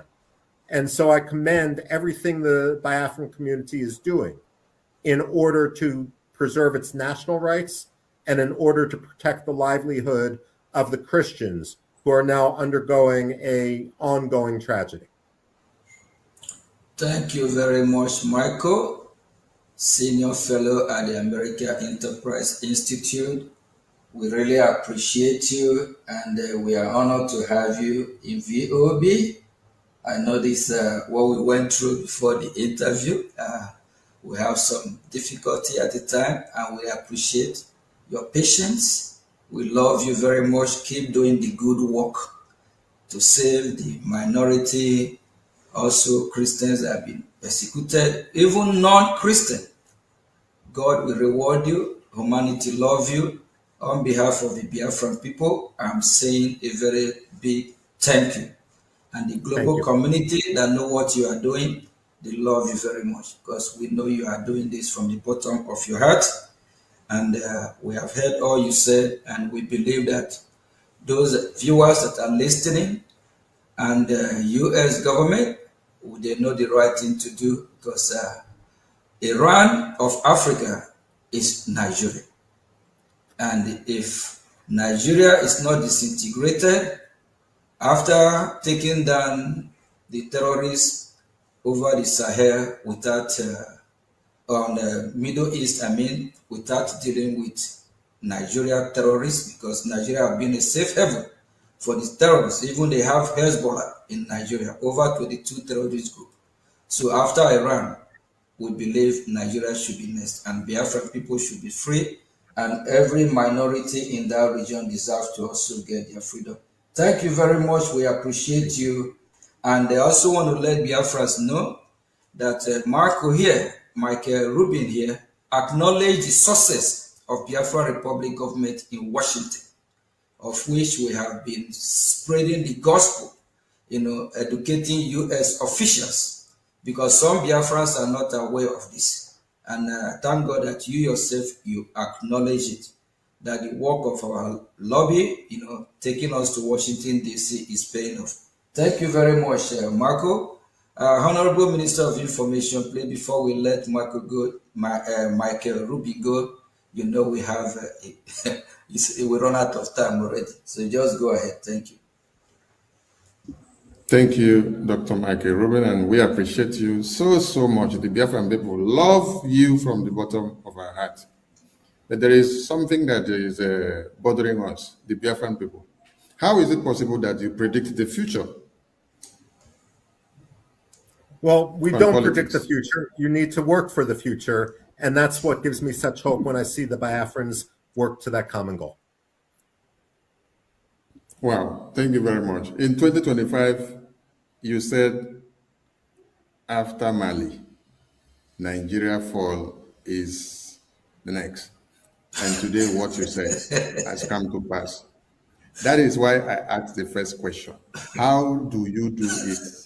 The same way you had written and predicted about Iraq, Iran, and many other countries and many other nations, most especially every conquest agenda team that has to come to Islamize the entire nation. You're always on it. Michael, what is the secret of how you go about getting these facts aligned that they come to pass the right way? There is no secret. Look, I'm not a diplomat. I put diplomacy aside. Foreign policy needs to be based on reality and not wishful thinking. And when it comes to, and certainly not greed and commercial contracts. So when it comes to Alexander Stubb, it's clear that he's motivated by commercial contracts. When it comes to Anthony Blinken, there was too much wishful thinking. All one needs to do is look at what's happening on the ground in a country like Mali or in a country like Nigeria, and then that's the only thing which you should base your analysis on, even if it makes people, even if it's uncomfortable, even if it makes officials in Abuja uncomfortable. You only need to work in the realm of reality, and that's what I try to do. Thank you, Michael. I did ask one very important question to our previous guest, and I'll also throw it to you. Is it advisable to reintegrate Boko Haram terrorists or Islamic jihadist terrorists into the military formation, because this is what Nigerian government are doing? No, it's not wise. It would be self-defeating, and ultimately it would be laundering terrorists. Those who are in Boko Haram should be held accountable for any violence which they perpetrated, and those who were kidnapped into Boko Haram or who may not have been directly involved in violence should be rehabilitated, but not under arms in the military. And countries like Rwanda and countries like Morocco both have experience in how to accomplish this. The one thing one should not do is put them in the military when they have been indoctrinated into the ideology and into the extremism of Boko Haram. Thank you, Michael. I leave it there because of time, and we are so happy to have had you on the show. Thank you. Prime Minister, over to you, sir. Yeah, thank you very much, Mike. Really appreciate it. And hopefully, in near future, we have you on VOB again, where we might you might have more time, because your word and your insight, your knowledge is encouraging, it's uplifting.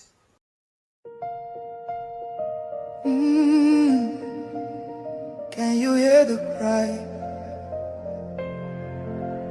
from the broken land? from the wounded hearts. Nigeria, they bleed, people they cry, tears for the ground. Nobody asks why. Over 7,000 souls don't fall every single day. We still they call. Churches burning, hope fading fast. Since 2009, the pain don't last. 50,000, maybe more. Heaven they count every single soul. Children without home tonight, mothers praying through the night, fathers lost no strength to fight. Who go stand for what is right? Stand for love, stand for life. Be the answer in this time. You can have to wipe their tears. You can calm their fears. Give a hand, don't turn away. Be the light in darkest day. Every little you provide keeps a soul alive.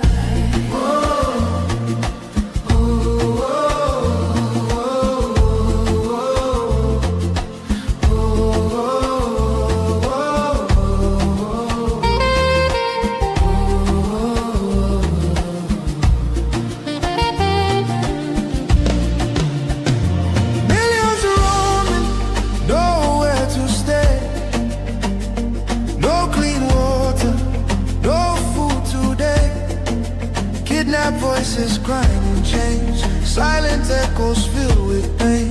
19,000 churches gone, but faith still rising, holding on. In the ashes, hope remains. Love can heal the deepest pains. Shelter broken, dreams erased. Hungry hearts we can embrace. Let compassion take its place. Now's the time to show His grace. Stand for love, stand for life. Be the answer in this time. You can help to wipe their tears. You can calm their fears. Give a hand, don't turn away. Be the light in darkest day. Every little you provide keeps a soul alive. Food, water, shelter, hope. You can be the miracle they pray for. You can change a life today. No matter how small it seems, your love can rebuild their dreams. Together we can make a way. Keeps us all alive. Oh, no,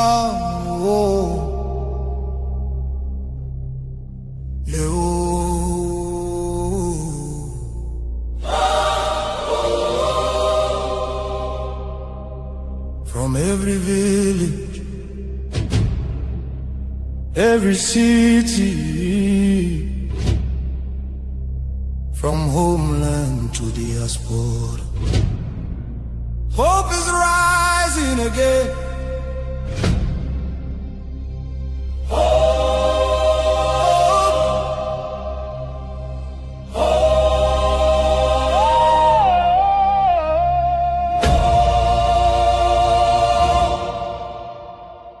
Biafra now our only hope. Biafra now our only hope. Hope for today, hope for tomorrow. No more pain, no more sorrow.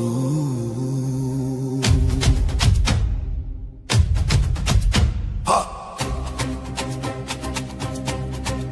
We bring better news, make your head on clear. We get hope, now Biafra we dey see. Beautiful nation, shining bright justice and fairness. Now the light. Biafra go be one beautiful nation. Every Biafran go enjoy true freedom. Fine, fine country, shining nation. Justice and fair, justice and fair. Everybody equal, one love for rich and poor. Leader or citizen, no different, justice go speak with confidence. No pressure, no discrimination, rule of law for the nation. Truth and justice go reign forever. Biafra go get strong and better. Where your home? Who be your home? Waiting be your country. No more suffering and smiling, no more fear, no more hiding. Respect and dignity for all. Every citizen standing tall. Free education, rich university, healthcare for every community. No more dying, because no money. Life go better for everybody.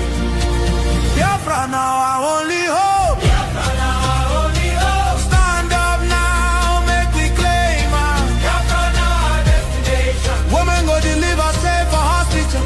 Citizen go get support every month. Better roads go connect every city. Modern railways and airport.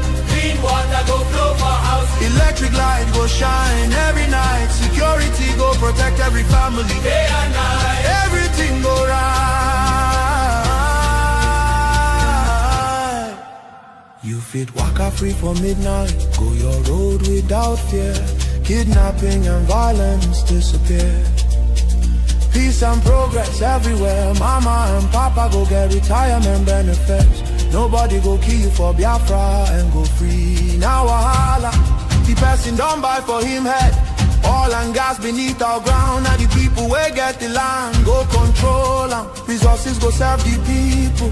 Prosperity go spread for all. Anything we do for our land. Now our citizens go manage them. Development go reach every corner. Nobody go suffer again. No vote buying, no rigging game. Election fair and play.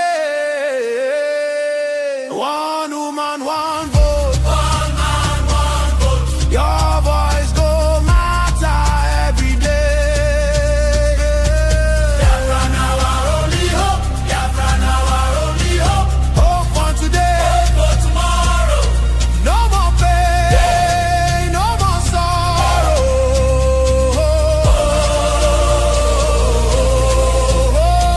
Biafra now our only hope. Biafra now our only hope. Hope for today, hope for tomorrow. No more pain, no more sorrow. Biafra, our home, our country, our future, our future. Biafra now our only hope. No.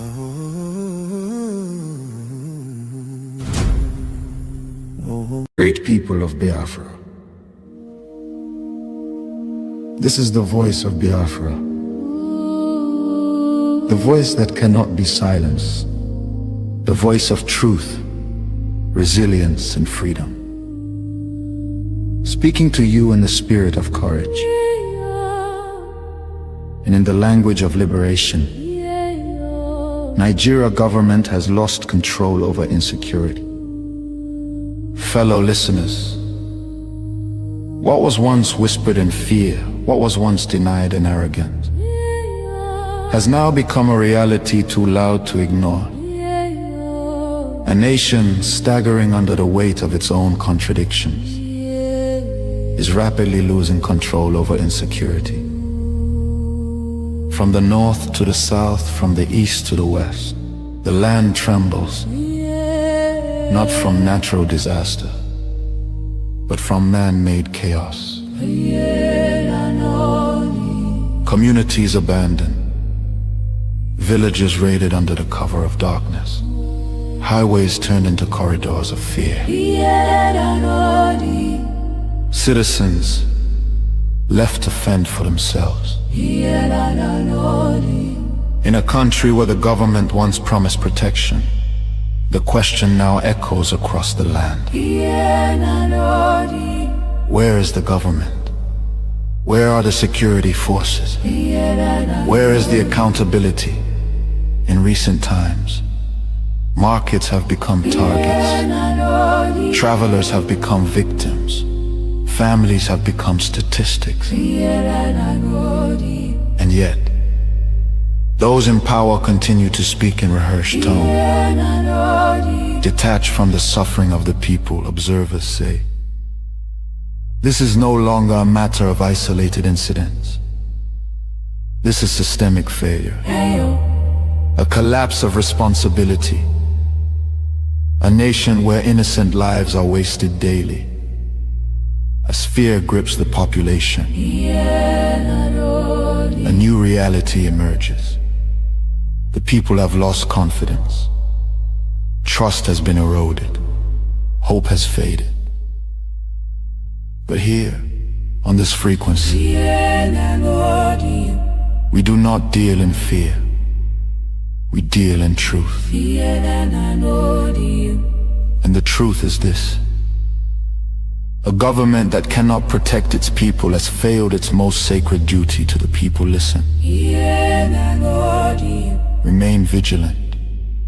Remain aware. Remain strong. Nigeria has failed its citizens.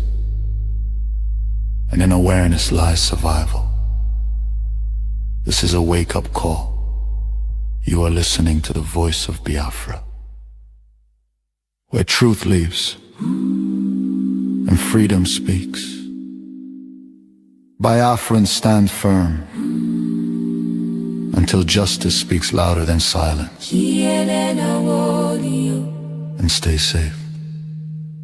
God bless Biafra Republic. God bless Biafra Republic government in exile. Justice go reign forever. Biafra go reign strong and better. Where your home? Biafra. Who be your home? Biafra. Waiting be your country. Biafra. No more suffering and smiling. No more fear, no more hiding. Respect and dignity for all. Every citizen standing tall. Free education, rich university, healthcare for every community. No more dying. Because no money. Life go better for everybody. Biafra now our only hope. Biafra now our only hope. Stand up now, make we claim our Biafra now our destination. Women go deliver safe for hospital. Citizen go get support every month. Better roads go connect every city. Modern railways and airport. Clean water go flow for houses. Electric light go shine every night. Security go protect every family. Day and night. Everything go right. You fit waka free for midnight. Go your road without fear. Kidnapping and violence disappear. Peace and progress everywhere. Mama and papa go get retirement benefits. Nobody go kill you for Biafra and go free. Now wahala, the person don't buy for him head. Oil and gas beneath our ground. Now the people will get the land, go control them. Resources go serve the people. Prosperity go spread for all. Anything we do for our land. Now our citizens go manage them. Development go reach every corner. Nobody go suffer again. No vote buying. No rigging game. Election fair and play. One woman, one vote. One man, one vote. Your voice go matter every day. Biafra now our only hope. Biafra now our only hope. Hope for today. Hope for tomorrow. No more pain, no more sorrow.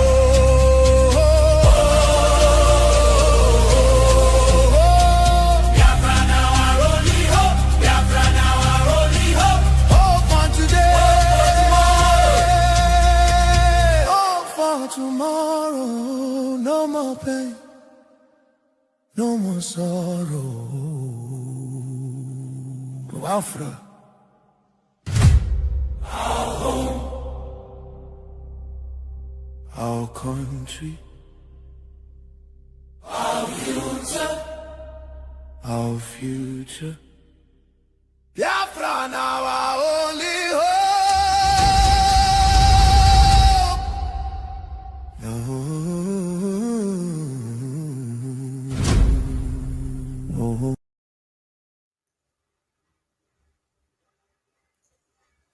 Greeting, fellow Biafrans and our allies and viewers all over the world. Good afternoon from here. With me, I have our lobbyists, Elias, Washington, and Madison. So he's going to give us a brief update of our activity lately in Washington, D.C., and we might have some few minutes for interruption. Then after that, we call it a day. And I also want to remind Biafra that this is Voice of Biafra, because for so long our voice have been silenced, and it's time we tell our story and the reason why we are fighting to leave the country called Nigeria, because it's a terrorist country.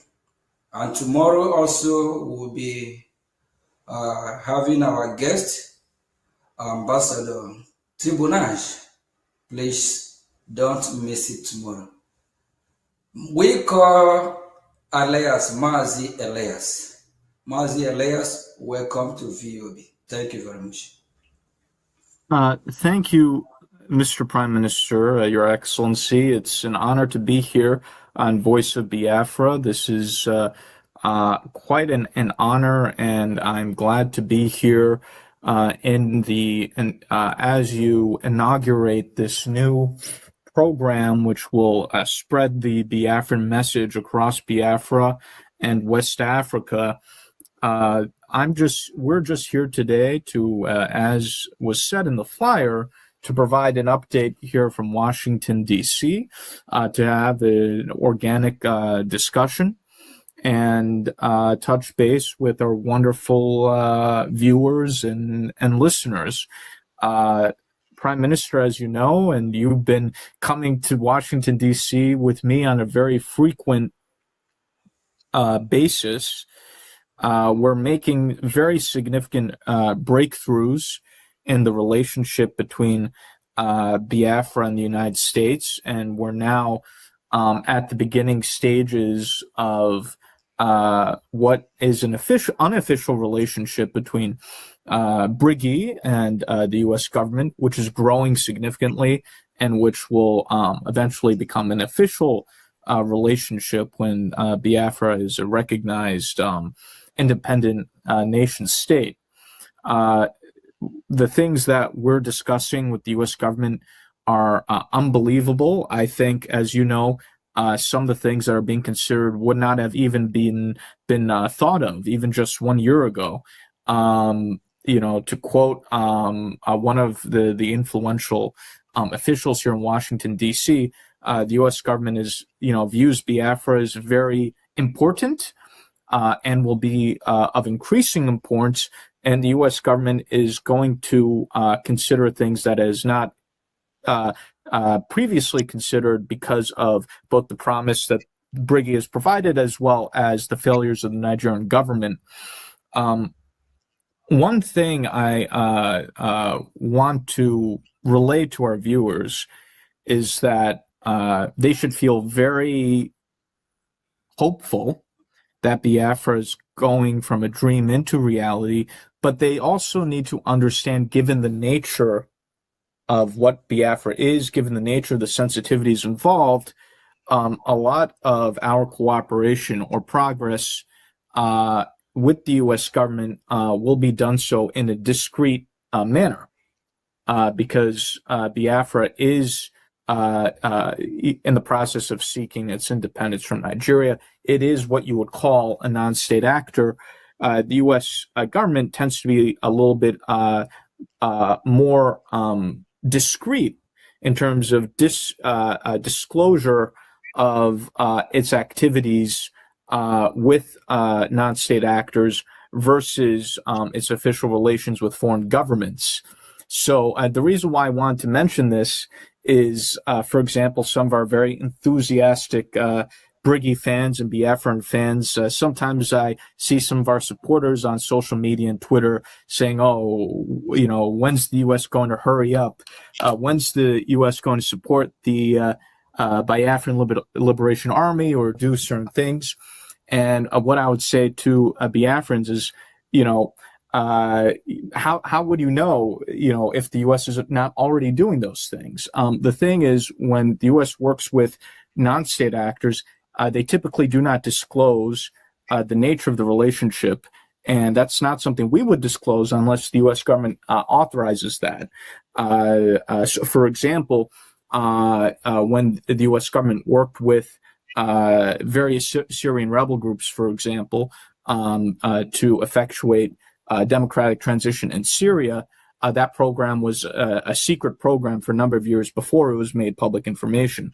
So Biafrans should be assured that things are happening, but they also need to understand that there will be aspects of the progress and of the relationship that we have with the U.S. government that will be what we call covert in nature and not overt in nature. So I think many people will be astonished by the progress we're making, by the things that are being considered. And over time, I think certain things may be made public when the time is appropriate. But we are trying to bring Biafrans along by publicizing the aspects of what we do that we can. For example, photos of meetings, with U.S. officials. And we saw the Prime Minister had that very nice photo of him posted by very senior Trump administration official Leo Terrell. And he had a very there was a nice photo of the two of them that the Honorable Mr. Terrell posted. So we will be publishing our meetings, but the discussions that we have, the sensitive programs that are being considered are not things we'll be discussing publicly, not at least until our counterparts in the U.S. government think it's appropriate to publicize certain activities. So I just want to tell Biafrans that if they know what me and the Prime Minister know, I think they'll be very excited, and we will continue to carry everyone along to the extent we can by publicizing certain meetings and certain activities. And I think that's what's distinguished the Biafra Public Government Exile, is that when we have meetings that we can publish, we publish those meetings. And so the Biafrans have a sense of the activities that we're doing. And there's a fine line between discretion and transparency, because, we want to show that the Biafra government wants to show that it's doing the work. At the same time, the Biafra government wants to protect confidentiality. And so it has to thread that needle in the middle of both demonstrating accomplishments while at the same time protecting sensitive discussions. And I think the Biafra government is doing a good job of balancing that. So I want to say that this is a great honor to be here. I think the progress we're making, to be honest, is even much faster than I had anticipated. And my message to Biafrans too is you have to stay focused, you have to be serious, and focus on the goal and not get sidetracked with drama or nonsense. So thank you very much, and I'll turn it over to you, distinguished Prime Minister. Thank you. Thank you very much, Honorable Elias. It's like every other day, we do have the opportunity to meet, because just like for the past few weeks, it's a lot of meeting, Yes. And we actually have to travel outside the metropolitan area, which is Washington D.C. area. We travel far away from Washington D.C. So all for Biafra. We just want to encourage Biafrans to be hopeful that our freedom, is here. And you touch light on something I really want to ask you that if somebody have even whisper on your ear 2 years ago that what we have achieved and where we've been today, that we're going to achieve this milestone, what will you say? Oh, people have admitted to me privately, they're shocked about what we're doing. I mean, 2 years ago, what we're doing, the accomplishments we have, what the U.S. government's considering. People, if you asked someone 2 years ago, they would have told you, "Oh, you're completely crazy." So it's amazing what we've achieved. I mean, the environment is completely different than 2 years ago, even from a year ago. So things are very quickly shifting in our favor. And as you know, Prime Minister, certain individuals who didn't even consider Biafra now seriously considering Biafra, people who thought that, oh, this is completely unrealistic, all of a sudden they want to come on board. So we do a lot of work, lecturing, talking. Like our last meeting, if you recall, we spent almost 2 hours, right? Correct? Yes. Yes. So, talking and, now Washington ear is wide open. They want to listen. And the good thing about it is that most members of Congress, they are willing to be part of this. They want to be involved because, it's disturbing seeing what is happening from Nigeria, how they are killing, hanging people, beheading people, burning people alive. It's disturbing. Even our last meeting, I recall asking this member, they want me to show him some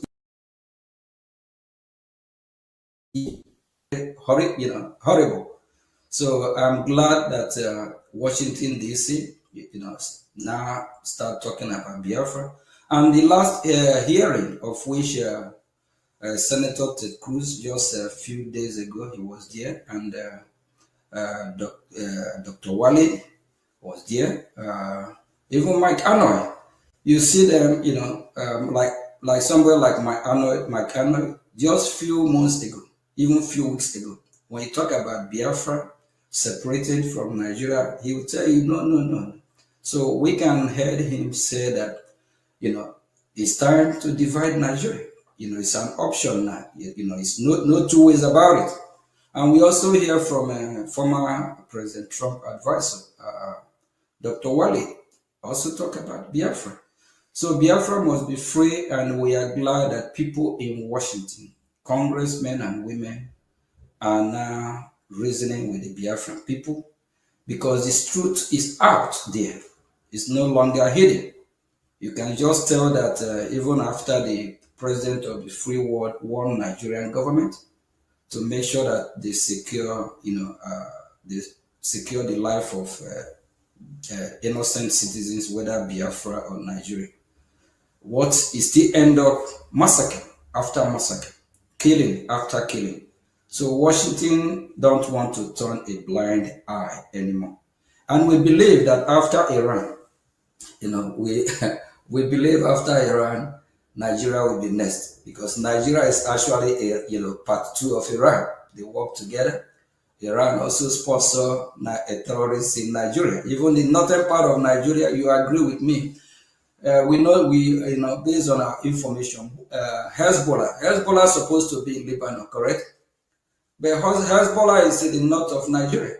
They even have their cell, or you call it prison there. So, and Biafra people are so, glad that they have you on board, and we have done a lot. And like my speech a few days ago, I said I have heard a lot have echoed in this ear about, why Washington have not been talking about Biafra before now. And, we're glad that we are correcting all the mistake with good leadership and steady leadership. And very soon, Biafra will be free. So glad that we have you in our VOB. And as you knew, I don't know, when is the last time you heard CNN or BBC talk about the genocide happening in Nigeria or in Biafra land? Please, when is the last time you record?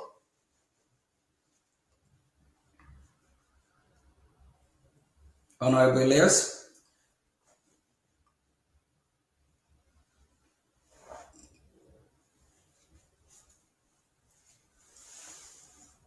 Honorable Elias, can you hear me? I think we lost we lost him.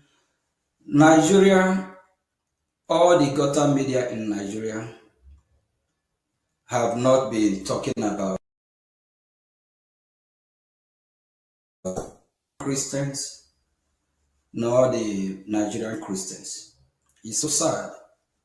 BBC as well, they are not reporting it, but we are glad that with this platform we have, we'll make sure that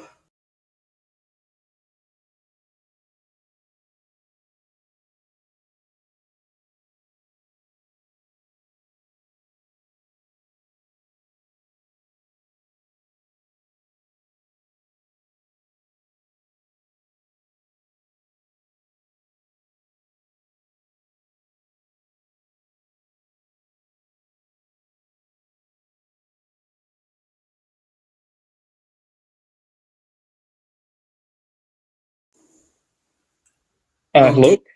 yes, I think we lost connection. Am I coming out now? Yes, I apologize. I must have been an internet connection issue. I got frozen and I had to log out and re-enter. So I apologize for missing your remarks there. Okay, yeah, I was actually asking question, right? When is the last time you hear this gutter media from Nigeria, whether it is Arise, Channel News, CNN, because CNN is actually worldwide. So, and BBC. When is the last time you hear from this news media channel talking about the genocide against the Christians in Nigeria or the Christians in Biafra? When is the last time you recall? Well, I think the seminal moment was when, with the involvement of our extensive lobbying education campaign, along with some of the other pro-Christian groups here in the United States, when President Trump declared Christian genocide in Nigeria, and it became a worldwide issue. And our role in the education campaign of the U.S. government was highlighted in international media. As far as I recall, there's not been that much attention on Nigerian Christian genocide or the Biafra issue previously, at least to this extent. There was some talk about Christian persecution in Nigeria previously, but very little coverage of the Biafra issue, and even not that much coverage of Nigerian Christian genocide issue. I mean, some very committed members of Congress were talking about it, but it wasn't a worldwide international topic that it is today, where now I think every member of Congress wants to talk about Nigerian Christian genocide and persecution. People are now talking about the Biafra issue. So there's never been this type of awareness previously. There's never been this type of discussion previously, at least not that I'm aware of, but certainly not in recent Yeah, actually, my question is about the media. Like, Arise is in Nigeria, Channel News in Nigeria, Nigeria, BBC there in Nigeria. What my question is that, when do you recall, when is the last time you heard this news media channel like Arise, CNN, BBC, and Channel News talking about the genocide against the Christian Biafra or the Christian Nigeria?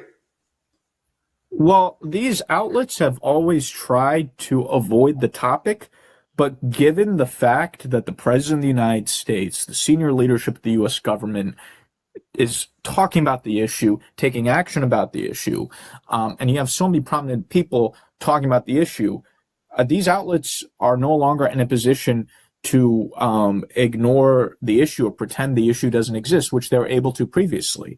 But, if the President of the United States, the leader of the free world, is talking about an issue, you can't simply ignore, pretend the issue doesn't exist. So because of the president's action because of the international media attention. Even your Nigerian news outlets like Arise News and the other media, they're now forced to talk about the issue. Granted, they put their own spin on the issue, but they're forced to discuss it now. Even with Brgie, for example, Arise News and the other Nigerian media channels did entire segments on the lobbying war, for example, between us and the government of Nigeria. So because the issues gained so much prominence, even what we call the Nigerian gutter media is even forced to discuss these issues now because there's no being able to avoid these issues. So it's just, I think it's a different scenario now. And even the Nigerian media is forced to pay attention. And for the first time, they're discussing Brgie and the lobbying war between us and the government of Nigeria. So I think when we have, that's why what we're doing is so important, because if you don't have U.S. government attention, it's just very easy for Nigerian media and the Nigerian government to pretend the issue doesn't exist or to ignore the issue. Elias, do you know for years now that this media